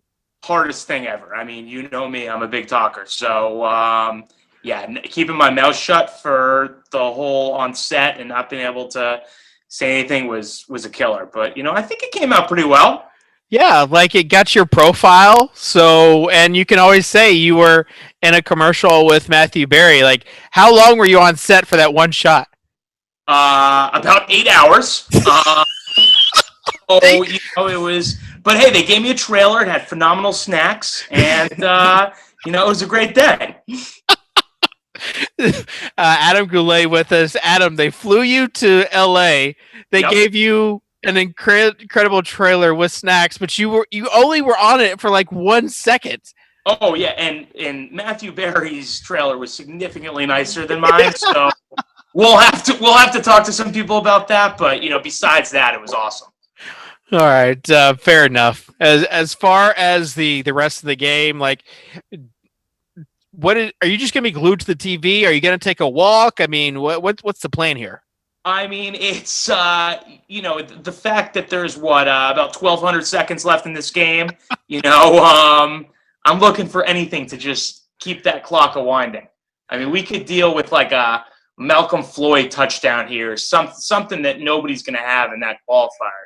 Yeah, and now I'm not sure if you've seen any of your guys, but now it looks like they're going to Keenan Allen. So how many guys behind you have Keenan Allen? I mean, I think it's 37. I think it's something like 32, 37% have him. So I mean, let's just hope he doesn't get in the end zone here. Yeah. All right. Adam, really appreciate you being on with us. Hopefully we'll come back to you at the end of the night because you are I put you over Aaron DeKing as far as favorite guest for me. Wow. So that's a big time comment. What about me, Dave? Hey, Nikki. All right, so we'll be back with the Goulets, my favorite daily fantasy couple by far. Thanks for joining us, guys. All right, so we're talking now. Keenan Allen currently getting going, and I'm pretty sure in the Millionaire Maker there was a team that might be creeping up now with a Keenan Allen. Yeah, so they've actually moved up to third place, and that is N. Lemieux has 243.04, tied in third now. So Chin Tai with that last catch is in second. So now you've got second and third place, both with guys going. Chin Tai with Gates, Keenan Allen N. Lemieux with Keenan Allen.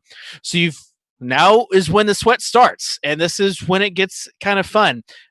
Somehow, Keenan Allen just catching 3 passes this quarter ends up to 10.7 points. So quickly becoming a storyline in this game. In number 7 is TN Tattoos. As Philip Rivers actually throws a pretty bad interception, and they might take this to the house. In fact, they will take it to the house. So, man, big time play by the Steelers. And if you have Le'Veon Bell, you were wanting him to get tackled. If you have nobody, you are not wanting to get tackled. Philip Rivers yelling at somebody. Who knows who's yelling at? But we've got TN Tattoos, and let's see if we can go to him now. Are you there? Big time play by the Steelers. If you have Le'Veon Bell, can you turn down your computer a little bit? I think we're playing in the background. If you have nobody, you are not wanting to get tackled. There we go. Who knows who's yelling at? But we've got TN Tattoos, and right, I still think we're on a little bit of a delay there. So maybe we can come back to TN Tattoos. By the Steelers. And if you have Le'Veon Bell, can you turn down your computer a little bit? I think we're playing in the background. All right, there we go. All right, we'll get that settled. We'll get that looked at before. There was somebody, looks like an offensive lineman hurt on that interception, Joe Barksdale. That's all they need is more linemen to be hurt. So that was a big play, that interception. Not only, like we said, not only did it take points away from Rivers, it put Pittsburgh ahead. And I thought he was going to get tackled. And if he gets tackled, then you have the Steelers ready to score an offensive touchdown with Le'Veon Bell. I mean, Le'Veon Bell is the story. There now are plenty of teams or people following him. So, all right. As far as the standings go, again, Chintai and Lemieux, so they're going to get the Chargers are going to get the ball back. So Gates and Keenan Allen going to be a part of this sweat.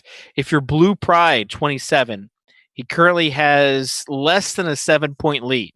So that means any sort of touchdown pass to those two guys is not going to be good for him. It's a big swing. I'm sure he's on the edge of his seat. All right. So, guys, as soon as we have TN Tattoos ready and his computer turned down, the sweat show turned down, we'll go back to him. But for now, let's take a look at some of the top scoring wide receivers. We got DeAndre Hopkins at number 1, Odell Beckham Jr. at number 2, Anquan Bolden, Allen Robinson, Andre Johnson with that Thursday night Narrative Street game. I cannot believe we went last night without talking to Drew about Narrative Street for Andre Johnson. Just terrible. We also have Alan Hearns, Julian Edelman, Brandon Cooks, Willie Snead, and Emmanuel Sanders. The top scoring tight ends, Gary Barnage, Tyler Eifert, Jacob Tammy, Larry Donnell, and Brent Selleck. So I think we have somebody on the line. Is this TN Tattoos? It is. All right. Are you from Tennessee? I am. Yes. Where are you from? I'm from Nashville. I'm from Nashville. Nice. So are you in Nashville right now? I am. What city? Do you live in Nashville? I live in Nolensville. Okay. Very pretty out there. It is. Sweet. So, next question. Do you have tattoos? I'm covered. Very nice. I see a music sign. So there you go. That's the name in all caps. You're currently in 7th. Talk to us a little bit about basically you're playing on DraftKings. Are you sweating this game, or are you just happy that you have a really good chance at decent money? I'm happy I got a good chance at some good money. I had Gary Barnidge in my lineup, and I actually changed it at the last minute in Toys R Us parking lot, getting my son's birthday present. So I'm kind of upset about that. I'd be a lot higher, but at this point right now, I'm sitting here. I'm watching the game. I got my kids here. I got my wife here. I'm sweating it, man. I'm just trying to just stay up in the top 10, top 15, get decent money, and hopefully, get a down payment on a house. Yeah. So what are they saying as far as just do they know kind of what's at stake here? They do. Last night I made it up into the top 2. I was winning $500,000. Odell Beckham got hurt. I dropped to third spot. I'm kind of ecstatic that Keenan Allen has had such a mediocre game tonight. I figured he'd come out and have a big game with the Steelers defense being as lackadaisical as they've been. But right now I'm pretty stoked, and I'm just hoping for a good finish. Yeah, your lineup, Josh McCown went absolutely nuts with 38.48, and then you had Devonta Freeman, Doug Martin as the running backs, and then you paired Benjamin with McCown, which he still had 14.3 points, like 83 yards, 6 catches. And then Emmanuel Sanders, Delaney Walker. You said that you switched out Delaney for Barnidge would have been the double handcuff there. Was that a homer play? Are you a Titans fan? I'm not a Titans fan. I'm actually a Cowboys fan. Okay, so now you're definitely not a Titans fan. No, I'm not. I actually listened to a couple radio stations on XM Fantasy, and they were talking about, Delaney Walker coming back and how, he might have had a big game, and, being in hometown, I said, you know what, he has been out, he's healthy. Let's give him a shot. And I just with Gary Barnidge not being a known name, I figured, the last couple of weeks have been, a fluke, and I was going to give Delaney Walker the chance, and I wish I would have played Barnidge. Yeah, those things, those late swaps. Sometimes you always remember the ones that you didn't make, or you did make that hurt you. You don't remember the ones that you actually helped you. But as far as this game tonight, it's an ugly game. You see, like Melvin Gordon getting played. Like that's definitely what you want to see going there. All right, so before we get off, I want to know your favorite tattoo. You're covered in tattoos. Your screen name has tattoos in it.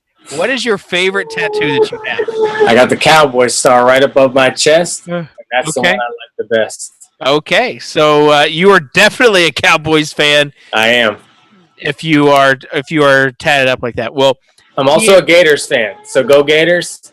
Yeah, there was a little bit of news surrounding the Gators. Greer. Yeah, he had a massive steroid. So you have I think that might have been Gates.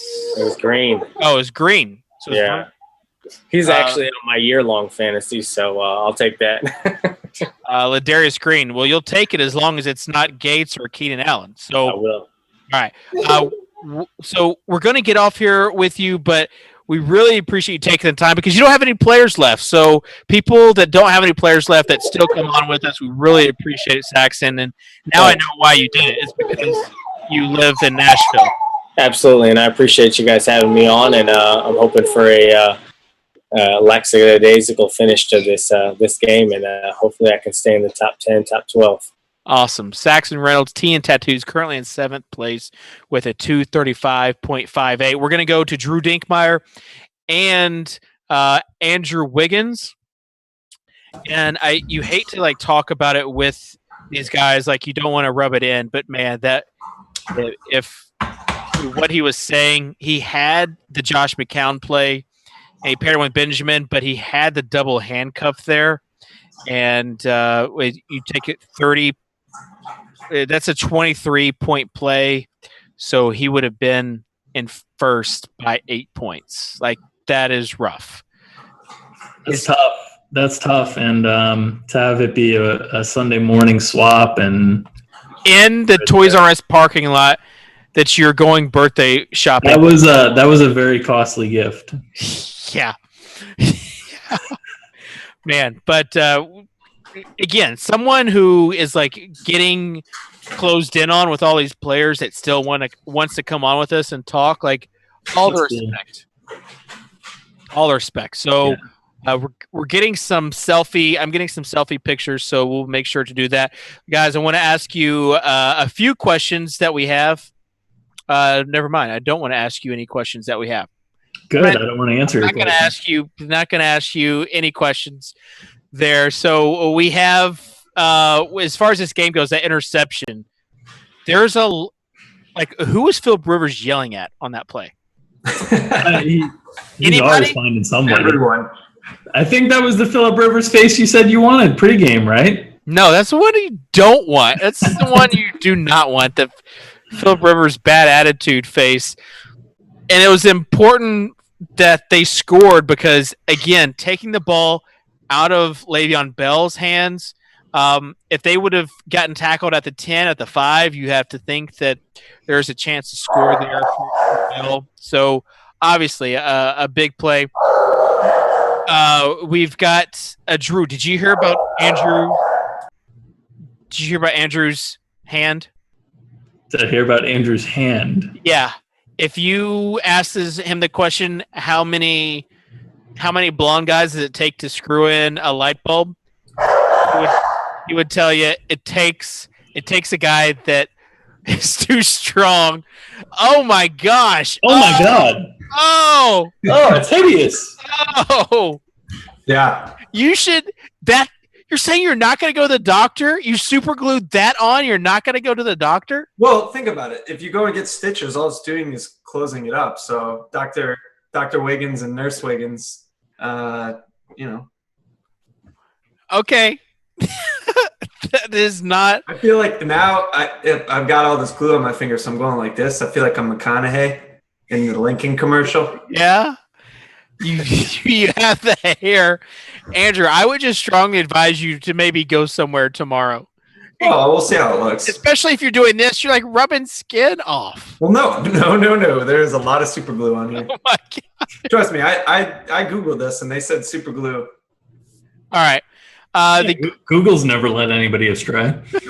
But hey, I want to point out on the football note that Mr. Philip Rivers is creeping up on that 300-yard bonus. So there's a lot of bonus creeping going on right now. Yeah, currently in the fourth quarter. Drew, before we get more into this game, people want to know what you're wearing. It does look like you're wearing your pajamas. Oh. No, I'm wearing an old school Ryan Sandberg jersey.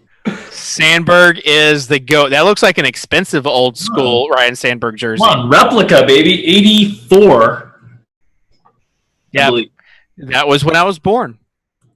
Youngin'. Yeah, you're the old guy of the group, fella. All right, we do have a question as far as the West play. Drew, you didn't really get to weigh in, but do you think that he is a must play at 4K, or is it like one of those things where if he was 3K, he might have been a must play at 4K? So for me, it depends on if we believe that he's going to be the full lead back, or if they're going to mix carries. If he's the full lead back, 4K, I'm all in, because we've seen that offense. It didn't really revolve around Jamal Charles on Sunday, which was kind of annoying. But historically, when Nile Davis has filled in, it's revolved around the running back, whether it's running the ball or catching the ball out of the backfield. And West was really good in the preseason. He's flashed and kind of popped on tape in the regular season as well. So I'm a fan of his. It's whether they're going to give him the full workload of carries, I think, is what ultimately determines it. So that's a situation I'm going to be really paying attention to coaches' comments throughout the week. Yeah, I mean, I don't know if you can say anybody is a must play with like the pricing, especially if he's like splitting carries. We just had a field goal, so it's 10-10. So barn burner. There you go. If you had the under in this game, you are doing good. With 14:50 left, you have to think that the Steelers are just going to be content with just grinding this clock out this quarter. Yeah, I think when you feel like you don't have as as good of a team or all your weapons at your disposal, you want to make the game as short as possible. And so, and especially when it coincides with getting the ball in the hands of your best weapon, I think those two things go hand in hand. So yeah, I would expect them to come out running the ball pretty conservatively this next drive, but we'll see. The Steelers don't always do what you'd expect them to do. Keenan Allen, no love on that drive, but on the drive before, he did get some love, up to 10.7 points. You've got second and third with Gates and Allen. Nothing really on that. You've also got in 17th a Gates and Bell team, and that's only 13 points. And I know 13 is kind of a lot for a quarter, but only 13 points behind the Gates team in second, Chentai. But Bell's 5 yards away from the bonus, so that's 3 right there. And he can grab catches. I mean, he could get that 13 without having to score. He probably will, but I think that team, I think it's McNizzy. Yep. McNizzy's got a sweat here with having a player on both sides of the ball. That's always fun too. It would be crazy if he won it, because he won the $1 million last year too. So wow, I did not realize that. Yeah, and this is like his second lineup. That's nutty. That's really impressive. I won $1 million last year, and I'm working on losing it this week. All right, we have the like you said, a lot of bonuses coming up. We also have another guest that we will go to, Rod Arjo, and we'll be back with Wiggins and Drew later. But Rod Arjo right now. Rod, is that your first name, Rod? Rod, you there? Yeah, it's Jesse. Okay, your name's Jesse. So what's the name stand for? It's just my last name's Rodriguez. Okay, there we go. So you're currently in, I think, 11th place. Yep. And what are your thoughts on this game so far? Well, I sure would like to see Gates get the ball more than last two series. They're not throwing. They didn't even have them in until the end there. But I'd like to see him get the ball more. That's the only thing that's been working. Yeah, you've climbed the charts pretty heavily with Gates. You're at 232.7. Taking a look at your lineup, you've got Brady, Freeman, Martin, Cooks, Edelman, Hearns, Gates, Macklin, and the Broncos. So pretty much like every one of your guys was solid. You did have some, as far as Macklin goes, could have done better, but every one of your guys was solid. And as like, if you're talking about the potential to be a top 5 team, if they can get the ball to Gates at all this fourth quarter. Yeah, that's what I'm looking for. A top 5 would be sweet. You know, haven't been doing this long, but I've been close a couple times. You know, just kind of been moneying every little week. You know, just a little bit, and seems like every week I got one guy short that doesn't do me anything. Yeah, well, now you've got a really solid team. Even Antonio Gates so far, 18.1 points. So, I mean, if you would have known that Antonio Gates would have got 18 points before the game started, I'm sure you would have taken that. So have you been watching your My Contest page with the money going up? Yes, definitely. Okay, so what was it before we started? 1,000 or 1,500. It's 1,500. What is it now? What was the last one, guys? 30,000 or 40,000? Okay, so you're at 30 or 40K right now. So each one of these catches could be very valuable to you. It sounds like you've got some people there cheering with you. Do you kind of tell them that this was a possibility? Yes, I got my kids here and my wife here. Okay, so what's your wife saying is what I want to know. I don't know. You have to ask her. What do you say, Melissa? She's getting more and more into it. She finally got into a fantasy league this year. Okay, so not only did she get into a fantasy league this year, but her husband is potentially winning a lot of money playing daily fantasy. So I'm sure that unlike some wives out there, she like encourages you. Has she been like, let me get you something so you can make some money for us, that sort of thing? No, yeah. Actually, she says check my roster every Sunday morning. Make sure I got players that are healthy. Oh, very nice. And you live in Mobile? Mobile, Alabama. Yes. So does that mean you're an Alabama fan? Auburn. Roll Tide. Oh, you got it. You You do have an Alabama fan, but you are an Auburn fan. They've had a Yeah, we got a mixed group here. We got a SEC household. We got Alabama, Auburn, Florida, and LSU. Wow, yeah, that is, and that's all other than Florida. Those are all teams in the West. So, yeah, as far as the Alabama issue, we have that's the news out of the SEC. I'm not sure if you saw, but Steve Spurrier seen that today. Is supposedly going to retire. You have a 3-and-out by the Steelers. So now you have Gates to get the ball. Yeah, now you have Gates who might get the ball back. You have a very, very inaccurate Michael Vick, and yes, so he has 2.48 points. Wow, yeah, that figures. And not doing good at all. And you've got the you've got Phillip Rivers with 14.08 points, and you've got some of these guys creeping up on the bonus. You know, if you get 300 yards for a quarterback, you get 3 points, or if you get 100 yards rushing or receiving. Yeah, there's a couple guys with Bell sitting right there. Yeah, so I'm sure you're watching all of that. This is, I'm guessing, your first major sweat. Is there anything you're doing differently now as opposed to watching games? Like, are you like choosing not to watch games at all? Like, are you choosing to maybe just go on a walk, that sort of thing? No, heck no. I'm a big football fan, and I don't miss anything. Okay, so you're glued into every play as we see the Chargers. When you had that first drive with Antonio Gates getting the ball 3 times, including the touchdown, what were your thoughts? Oh, it's going crazy, just like I thought it was going to be. I figured they would try to get him the 100 touchdown at home. I knew that would happen. I was just hoping they keep throwing to him. Yeah, so we have, I think maybe a holding play. Yeah, a holding. So this is actually good for you, like putting the Chargers in obvious passing situations where they have to get maybe 6 or 7 yards at a time. So you've got Antonio Gates. He needs 39 yards for the bonus. But if you get 39 yards, you have you would get 4.9 points because he at least would have a catch, and that is Keenan Allen. And he just fumbled, but it was out of bounds. But then and that there is a flag on the play.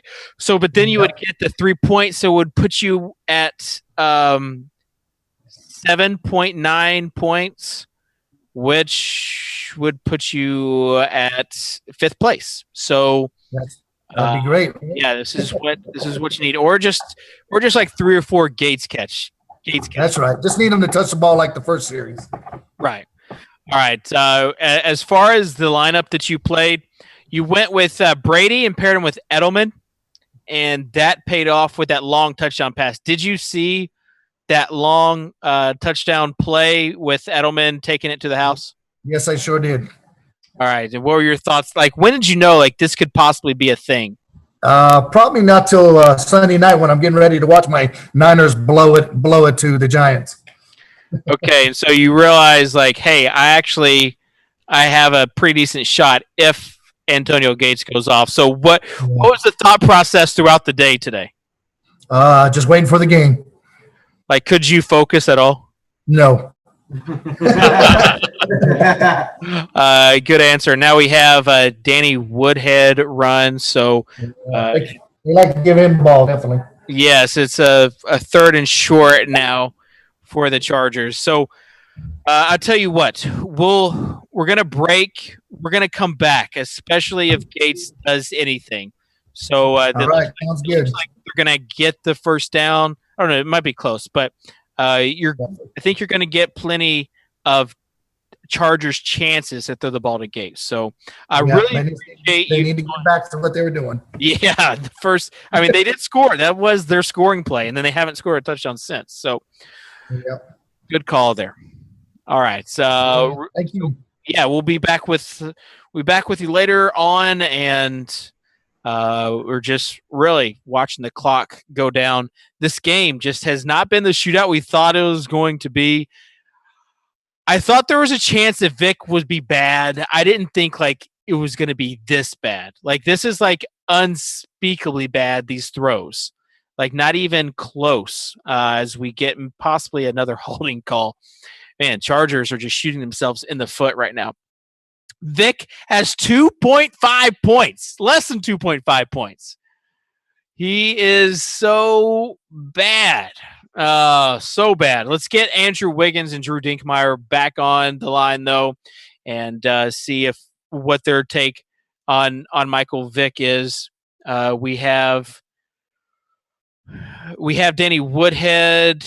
That run got called back.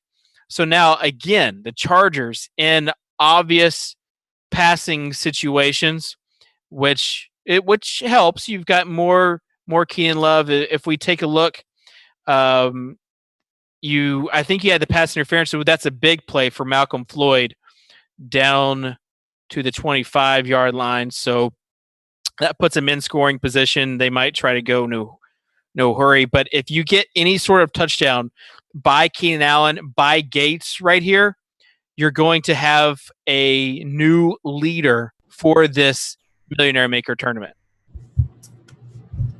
What are you holding up, Andrew?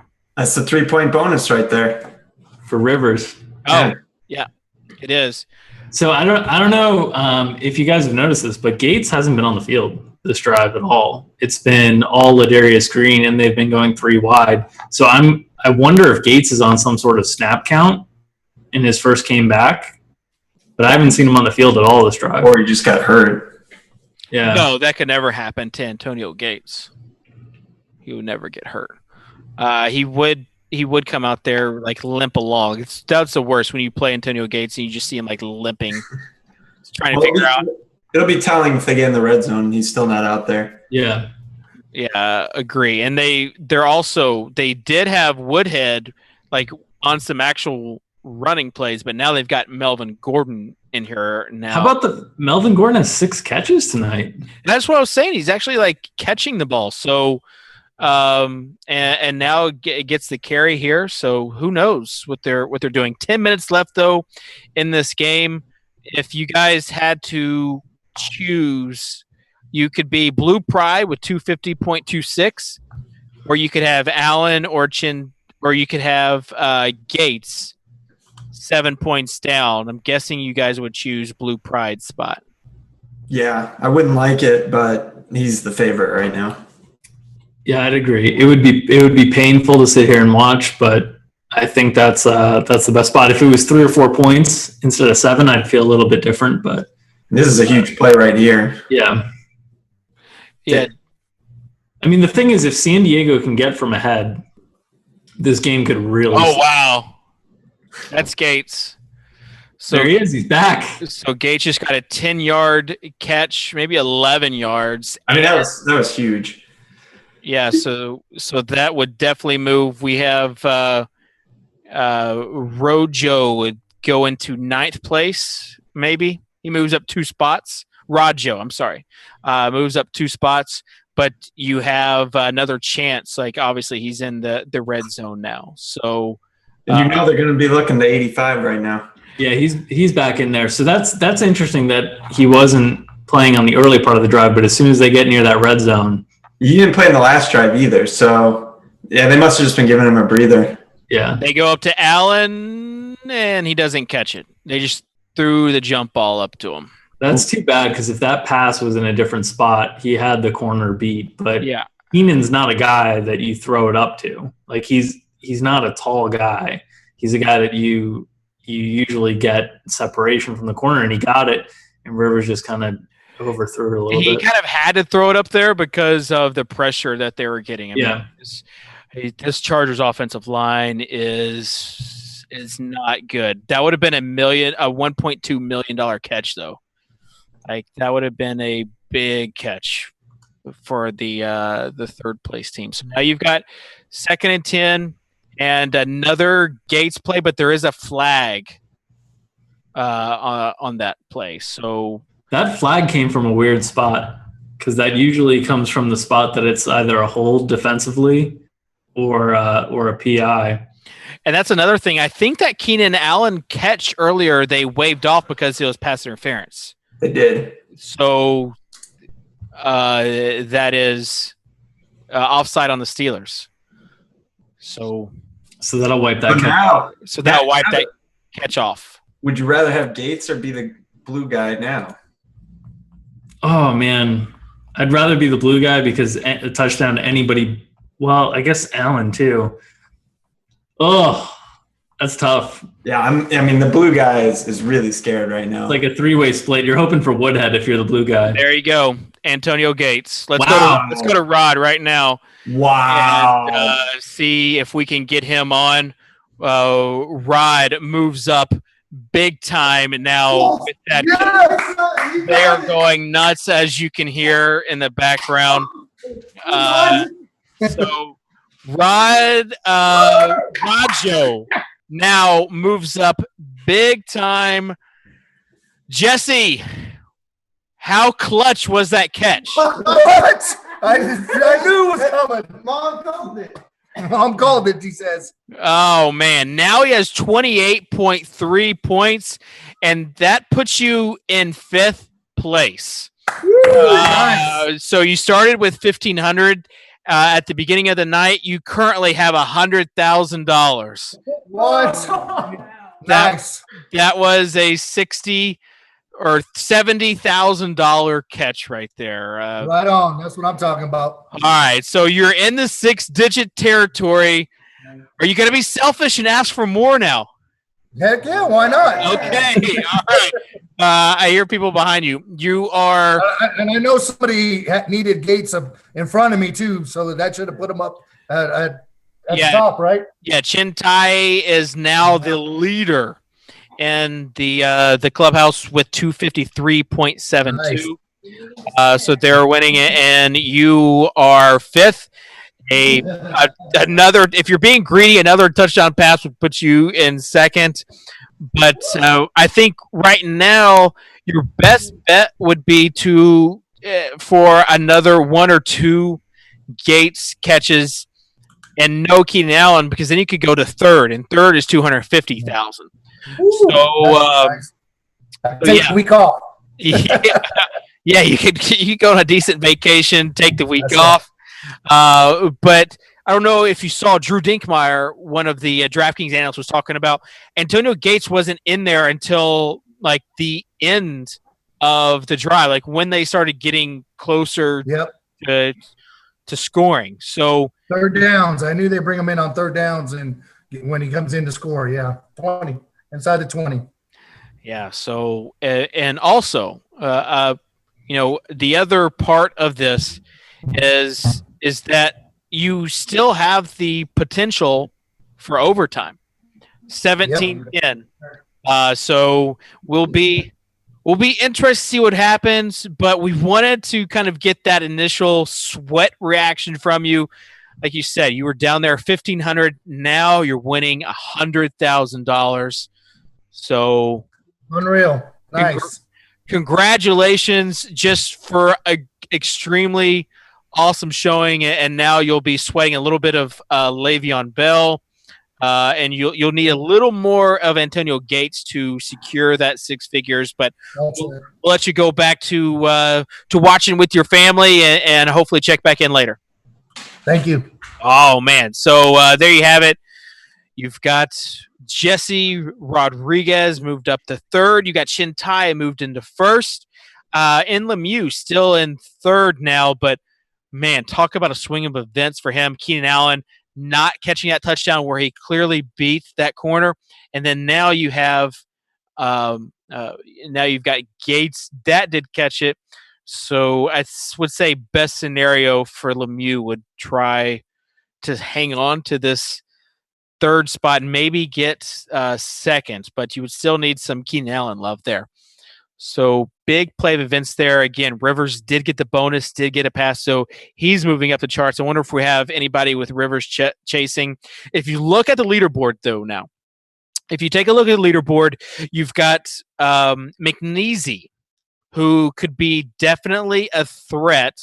He needs 14 more Le'Veon Bell points to pass first place.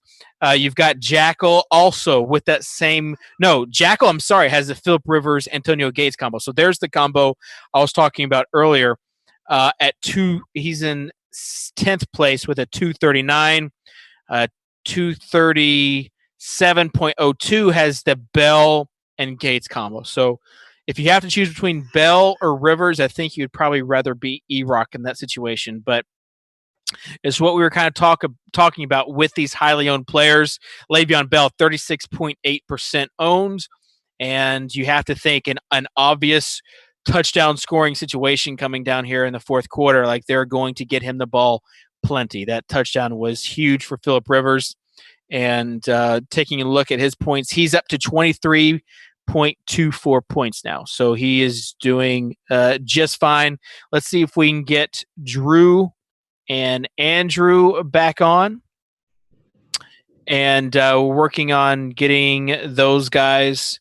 We're here, buddy. All right. So that was a pretty big play. And again, we talk about that swing of Keenan Allen, who beat that corner, not catching the pass. And then similar pass on the opposite side to Antonio Gates. Like, we talked about Gates getting the red zone love instead of Allen, but now definitely. Yeah, it's wild. And then the very first play here. Wow. Long touchdown pass that might be called back. So there's a flag on the field. You've got that. You've got a potential 80-yard touchdown. But I also thought the weird thing about that formation was D'Angelo Williams was in the backfield. I see Bell's on the field celebrating, but I guess he was split out wide. Yeah, let's see what this penalty was. So you've got them celebrating. Holding Chargers. It's gonna hold. Wow. Michael Vick ain't dead yet, boys. Vic, obvious play. He might hit double digits now. Wow. So that is a huge turn for anybody who has Chargers. That's exactly the best case scenario. Because especially if you were fading Bell, like Bell gets you're fading no Bell. love on that play. You got them back in a situation where they have to throw. No time came off the clock. The Steelers defense has been on the field a ton lately. Like, if you own Chargers, that is the perfect scenario because nobody in their right mind played Vic. Nobody played Marcus Wheaton. So that's not going to hurt you in the field. So you got to feel great. Yeah, definitely. Taking a look at these lineups, we talked about Jackal. I said I would rather be the team with Le'Veon and Gates instead of Rivers and Gates. That play might change things now because you've got Jackal with Phillip Rivers and Antonio Gates now at 239. So would still need 14 points out of Rivers, which is not going to happen. But in terms of a nice cash, he could do well. And you wonder what the Chargers are going to do now. This was the shootout I wanted, guys. 2 touchdowns back to back. And all of a sudden, we've got total of 34. And the potential for overtime? Maybe. It's possible. Anything is possible. Drew, you're in such a better mood today rather than last night. It's I spent the whole day. I didn't look at my contest page once. I refused to even drown my sorrows in it, and I just waited for the Cubs game, and the Cubs came through for me. So I'm in a good mood. I'm still not looking at my contest page, and I'm going to stay in a good mood. It's probably a good call. I feel like a failure because last night we were talking about Narrative Street. I forgot to mention the ultimate Narrative Street this week. Andre Johnson. Andre Johnson last Thursday. We were so close to getting through this week without going here. You knew it too yesterday. I knew it. I've been waiting for it. I thought with Pete gone, I wouldn't have to worry about it. But I guess we're here. We are here. So what are your thoughts? He didn't just have like a decent game. He was abysmal for the first 4 weeks of the season. Like, not even a factor. And then against his old team, the Texans, went off. Yeah, they clearly schemed to get him the ball some. The second touchdown was one of the touchdowns. Now, like, Andre Johnson's had an amazing career. Been probably one of the top 20 wide receivers of all time. Like a really, really amazing career. But I've been hard on him this year because I thought people were nuts drafting him where they were in season long. I thought people playing him early in the season in DFS were crazy. In the second touchdown he caught where he kind of was crawling into the end zone, I thought that's how he'd have to score touchdowns this year. Short little plays, but he played very well. Outplayed my guy Dante Moncrief big time this week. And it was like get your AARP at on Thursday Night Football because Hasselbeck was throwing to Johnson, Gore was scoring rushing touchdowns, Vinatieri's kicking 45-yard field goals. It was like everybody over like 40 plus on their way out of the NFL was scoring on Thursday night. Yeah, you had a lot of scoring there. You have Gates. This is like their favorite play. He's creeping on that bonus now. Yeah, so now you've got the bonus in play. Oh, man. Why don't I listen to Andrew Wiggins when he talks about tight ends? He's the tight end whisperer. I was down an okay amount to start the night, and things are very much looking up. So it's the opposite of every other Monday night. I told you coming into this week that I was going to make sure I wasn't crying through the night, and this has been fun because it's been pretty ugly, but now it's ticking up, and yeah, let's get another Gates touchdown. You've also have Melvin Gordon, who just caught a 7th pass. Like, this could start to become Melvin Gordon territory. Like, this is exciting. If you ever, like, we had talked about Melvin Gordon the last few weeks, and specifically last week against Cleveland, we thought that might be the week that he got unleashed. Getting a red zone carry was great last week, but this specifically, tie game, 7 minutes left in the fourth quarter, him in on passing downs is huge. Yeah. Like really, really, really big. And I don't know if it's because of personnel issues this week that they kind of flanked Woodhead out more, but this is great for his DFS value, the willingness to include him in the passing game. You have Keenan Allen still, like he got his points on 2 drives, and that's it. Nothing else.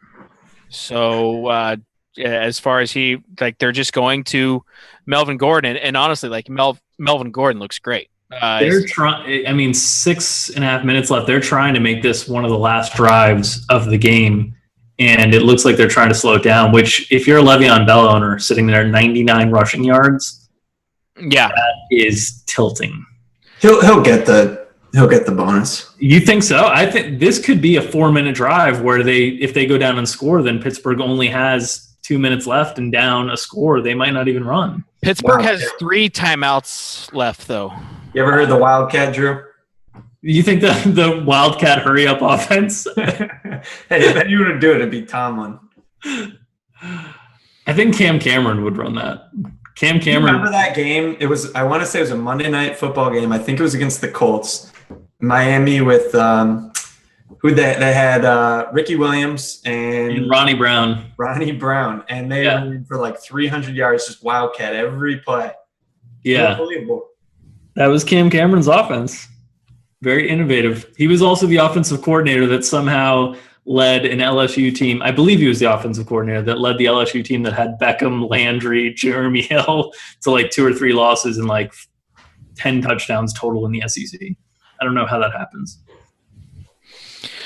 All right. We have how much do you guys think, we joke, but as far as the Vic take, like I said, I probably wouldn't be playing him as much because of Martavis Bryant being out.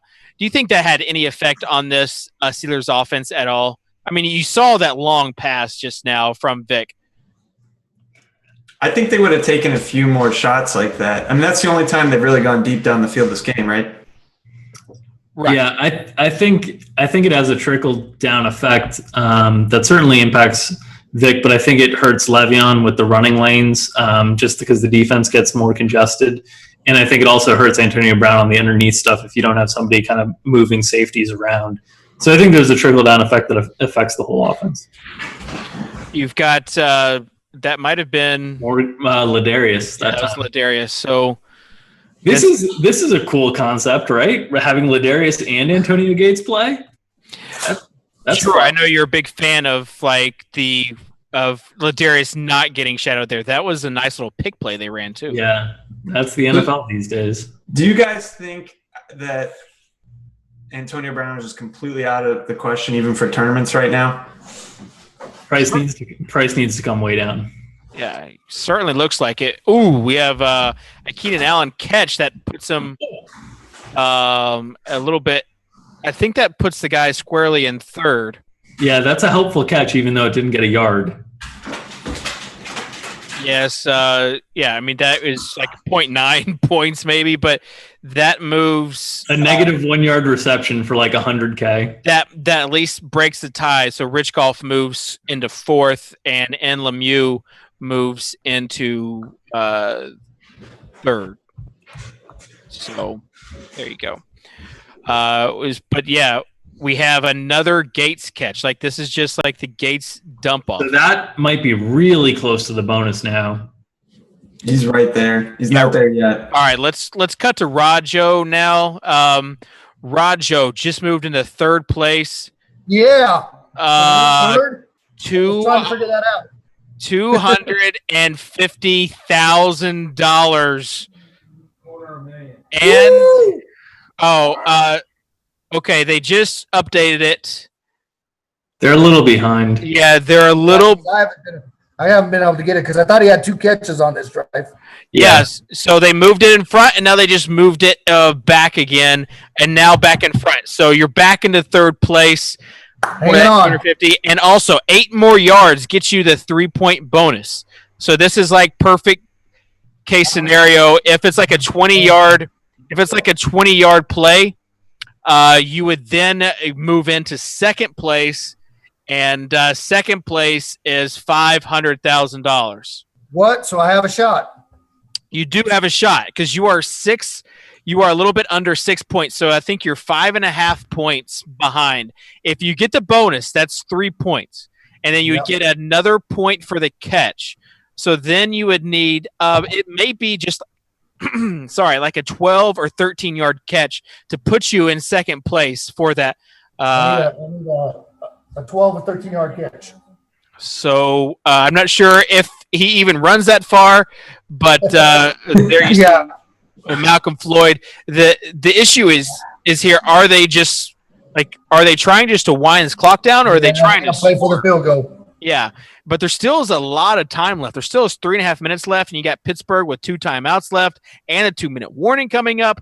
So still a lot to be said right here. And it looks like they're not milking the clock at all. It looks like they're getting back up to the line. So they are let's see if they run this play. So no, they are taking time off. Change up formation. Now you got Woodhead in the backfield. And we'll see what happens. Oh, they were going to Keenan Allen, and probably lucky for you, Keenan Allen was open. So did not. You've got Rivers, who knew he was open too. So that could have been a potentially big play and devastating play for you. So you're still there, though, and they're kicking the field goal, and now you got Bell coming up. So you're still there. We're going to go back to the guys. Jesse, congratulations on a huge, huge night, though, currently in third place. Yeah, they said the regular guys couldn't win, right? Yeah. Welcome to the big time, Jesse. All right. Currently in third place. We've got Drew Dinkmeyer and Andrew Wiggins with us talking about this field goal. And really, 3 minutes left. That's a lot of time, and we still could have overtime. Oh yeah, I think there's a decent chance. I mean, Pittsburgh offense has been terrible, but maybe they get something going here and get down the field and send us into overtime. I kind of hope so. It'll be exciting. Well, you kind of hope so because of your own. Let's not act like you want it. You want overtime because it would be really exciting. Yeah, this would be a good end to the sweat show, not my bankroll. Yeah. Well, let me tell you a few things here, Dave. With the injured finger, I did not shower after I came back from the gym, and I did not eat dinner. So I have competing interests here. Okay, so well, I know what playing hurt. Yeah, I know what wins out. For those that are just now joining us, Andrew, go ahead and tell them what happened. Well, you got to be careful when you're changing the light. If you put too much pressure on, it'll shatter. And I have a cut on here, here, here, and my leg. You got a cut on your leg too? Yeah, I mean, there was blood everywhere.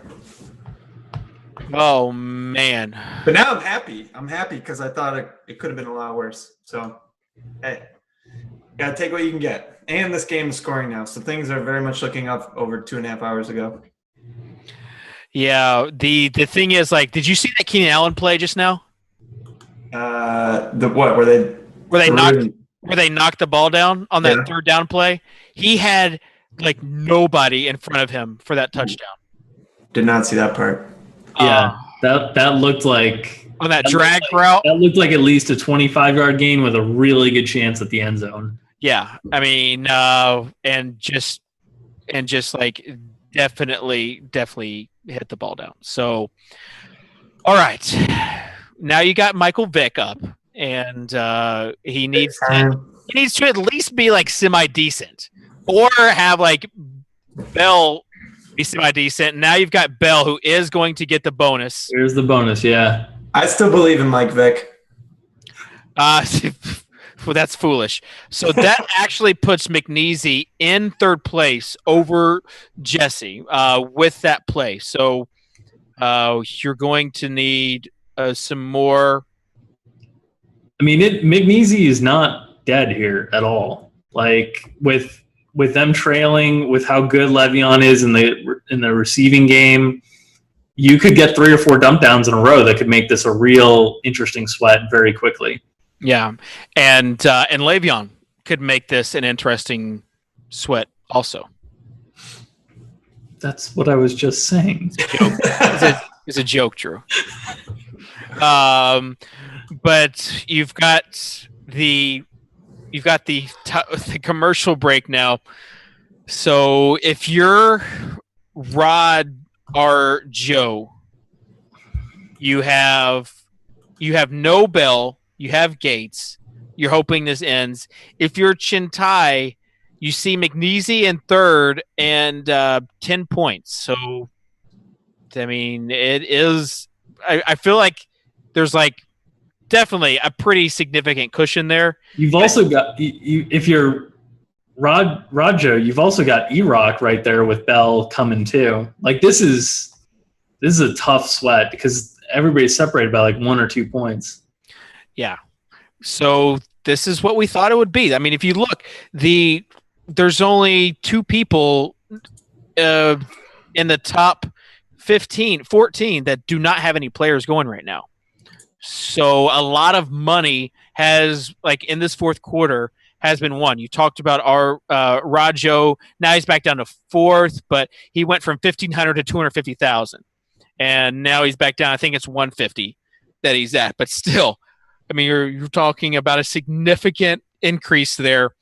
And hat tip to Antonio Gates owners, man, just crushed it with that. Just absolutely crushed it with the call about him being a focal point of this offense when he came back. There is a lot of Bell coming at Rajo right now. There's like 3 or 4 Bell teams. So if I was in Rajo's spot, I think I'd want the game to end.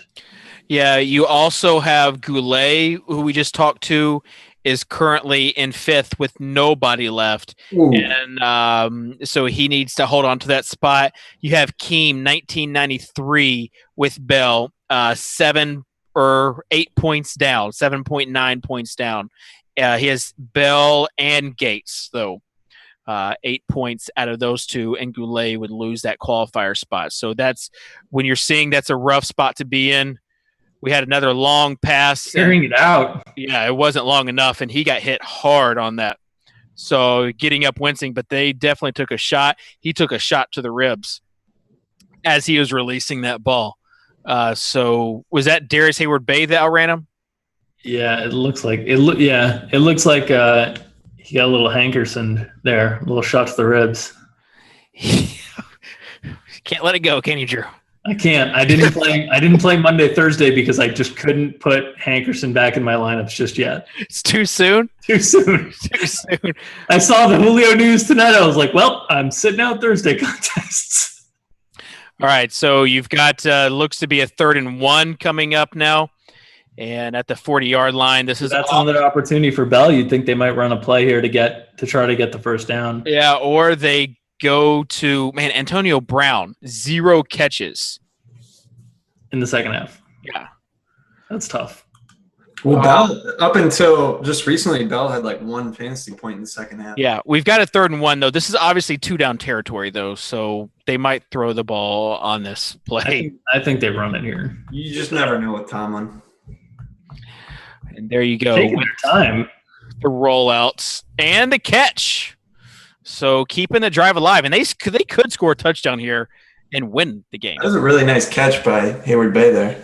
He's been decent. He hasn't been like terrible. He's been decent. All right. We did have someone in the chat say that Andrew Wiggins looks like a famous actor. Owen Wilson? Yeah, that's what I would have guessed. No, Val Kilmer. Ooh, hopefully the skinny Val Kilmer. Yeah, so we've got like the split screen going on right now. I mean, I don't see it, but you're like your own handsome guy. This is from the movie Real Genius, though, that we're showing Val Kilmer. So good stuff. Chris Boswell's now on the sideline. He's the 4th kicker there's had this season. He has a chance to pretty much send this game into OT. So a lot of pressure to put on a new kicker. You saw him pacing. Life of a kicker, man, not easy in the NFL this year at all. So you still have Vic throwing the ball, this time to Antonio Brown. And you think you get Antonio involved a little bit here. Well, there you go. And it looks like they're going back up 50 seconds now. Only 1 timeout. They need to get another first down to get a legit shot. They're wasting so much time in between plays. That's because they're going long and out of bounds. 2nd and 6 turns into 3rd and 6. That play though to Antonio Brown. It's like, oh, that's right. We've got Antonio Brown on our team. Might want to use him. It's crazy that his ownership or his value rather just dropped so dramatically without Roethlisberger. Well, and he still had an okay game last Thursday. I think he was like 4 for 45, but he dropped. It wasn't an easy catch, but one that he makes a lot, which would have been, I think, roughly a 35-yard touchdown. So if he comes down with that, people might have been singing a different tune coming into this week. And I thought he was a pretty decent GPP target just because he's still arguably the best receiver in the league, and no one was going to be on him. But going forward, you got to be careful. Wow, you just had a really, really long Vic run. That is vintage Vic. Remember when I said I still believe in Vic? Yeah, that's his first run of the night. That was beautiful. Wow, picked his spot perfectly. So now we've got OT that is like they're going to go. So they clock the ball so they could have at least 2 plays to go to the end zone. But 1 timeout left makes this like they could win it. So you're going to have competing interest here. People that either are fading or want all of the Bell, all of the Rivers, all of the Allen, all of the Gates. Like they just want as much money as possible. So tense situation going on right now. Guys, I kind of have a little like butterflies. Like I'm a little nervous too. If you remember last Thursday when they went into overtime, Bell, I believe, didn't actually have the 100-yard bonus until overtime. And then he put on like another 8 points. Yeah. I mean, this is overtime is like a different ball game because like both teams are like there's a lot at stake. I was gonna say both teams are trying to score, but in this game, both teams will probably get a possession. You would think, just given the way these offenses have operated. Yeah, definitely. All right, so we're going to just kind of watch to see what happens. 12 seconds left, and you've got Steelers on the 16-yard line. Mind you. Wow. Holy crap. They're at there's a flag on the play. So, mind you, a Le'Veon touchdown is not enough for McNeasy to win unless it's even at a reception is not enough at this point. Holy crap. Okay, so if this play stands and they're on the 1-inch line. By the way, I was saying wow before the play started because I wanted to get your guys' reactions. But then it actually You're like 4 seconds ahead of me. So every play of the night, you tell me what's going to happen and then I watch it play out. That's the same thing I've got going on. I know. So I wanted to be even more ahead, but then it did turn into a wow play, and now they're going to review it. I think they're going to call targeting maybe on a defenseless receiver. Just had his helmet down. Yeah, so that I don't know if that stops the clock. If the clock winds on the signal, if that stops the clock, they can run this play. If it winds on the signal, they got to be really careful here. Oh, they just lined up to Wildcat, and then you had the Chargers call a timeout. So they're going for it. That's helpful to Pittsburgh because Pittsburgh still has 1 timeout left, so they can run a running play here, and they're fine. Yeah, if they get stuffed, they're going to kick the field goal. So, man, there is taking a look at this. Goulet still okay if they score a touchdown right here. You've got in the Millie Maker. McNeasy is playing for second right now, and a lot of other people are playing to move up. 246, and like you said, a lot of people. But this could be, depending on what they come out with, this could be a Vic sneak. He could go under center and try to sneak it in. So lots of chances right here. That's certainly the worst case scenario. There's no question about that.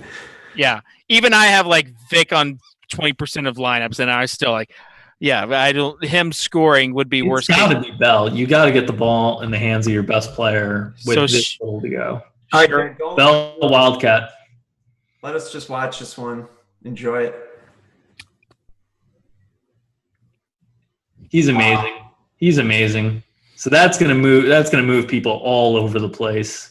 Yeah, in the Millie Maker. Touchdown to end the game. I didn't ruin it for you guys, but touchdown to end the game. Le'Veon Bell ends up with 25.6 points, and there you go. So, man, what a game, and what a call! Like if he doesn't, ooh. Okay, no, he scored. But 25.7 points. If he does not get this, like the clock may have ran out. Yeah, well, that's a good point. Like the play was so slow developing that it could have moved out. So they're setting his knee down now, and the ball is crossed. Yeah, that's a touchdown. He's good. Woo! Man. All right. So what happened? So that moved McNizzy to second. Our guy Rajo moved down to fifth, which isn't terrible because that's still it's still $100K. $100K. So that was a $50,000 swing for Rajo on that touchdown, but stayed 0.4 points ahead of Kuz 17 or Cuz 17, either way, for another 25,000. So that was big. Just finished just ahead, and just ahead of a couple groups there. So it was tightly congested. Chentai is going to take this Millionaire Maker with McNizzy finishing second. Really, really good scores too. 255, 252. Yeah. Michael Vick, he still got it, baby. What? Man. That was, you got to give it to Vic. Got to give it to Vic for putting him in scoring position. So, good stuff, guys. I think it's almost like anticlimactic here because we didn't really know what happened, and that was quite the ending. Yeah, because it looked like it was like just going to be a field goal. Like, I mean, they had it on the 16-yard line. It almost felt like they were playing for the field goal. Like they didn't even want the touchdown. I don't know if they were or not because like they were airing it out earlier too. Like, I felt like Tomlin was going for it, but they should have been doing that the whole game. Yes. Yeah, glad you guys. Glad you guys. The moral of the story is always play Le'Veon Bell. Yeah, like 20 fantasy points, almost guaranteed every week. Yeah, pretty good at football. That guy. Yes. And especially when you're talking about the unfortunate Charles incident, it was a pretty big swing because those guys were similar. I mean, $700 more, but you got more production out of them. So that was a choice that a lot of people had. So the ruling, it looks like it's going to stay a touchdown. It is. So and that the clock's at 0, by the way. So yeah. So that's ball game. Le'Veon is mouthing off as he probably should have.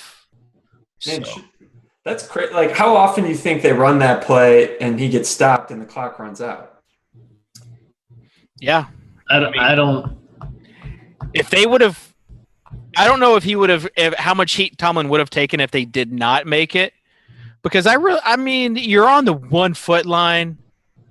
You can't criticize Tomlin last week for not giving the ball to Le'Veon in a bunch of 3rd and 1s and 4th and 1s, and then criticize him this week if they lose that way. Like, I think that was absolutely the right call. It's just interesting because at least I thought going into the play they'd probably have time to kick a field goal, but in hindsight, but Le'Veon's so patient.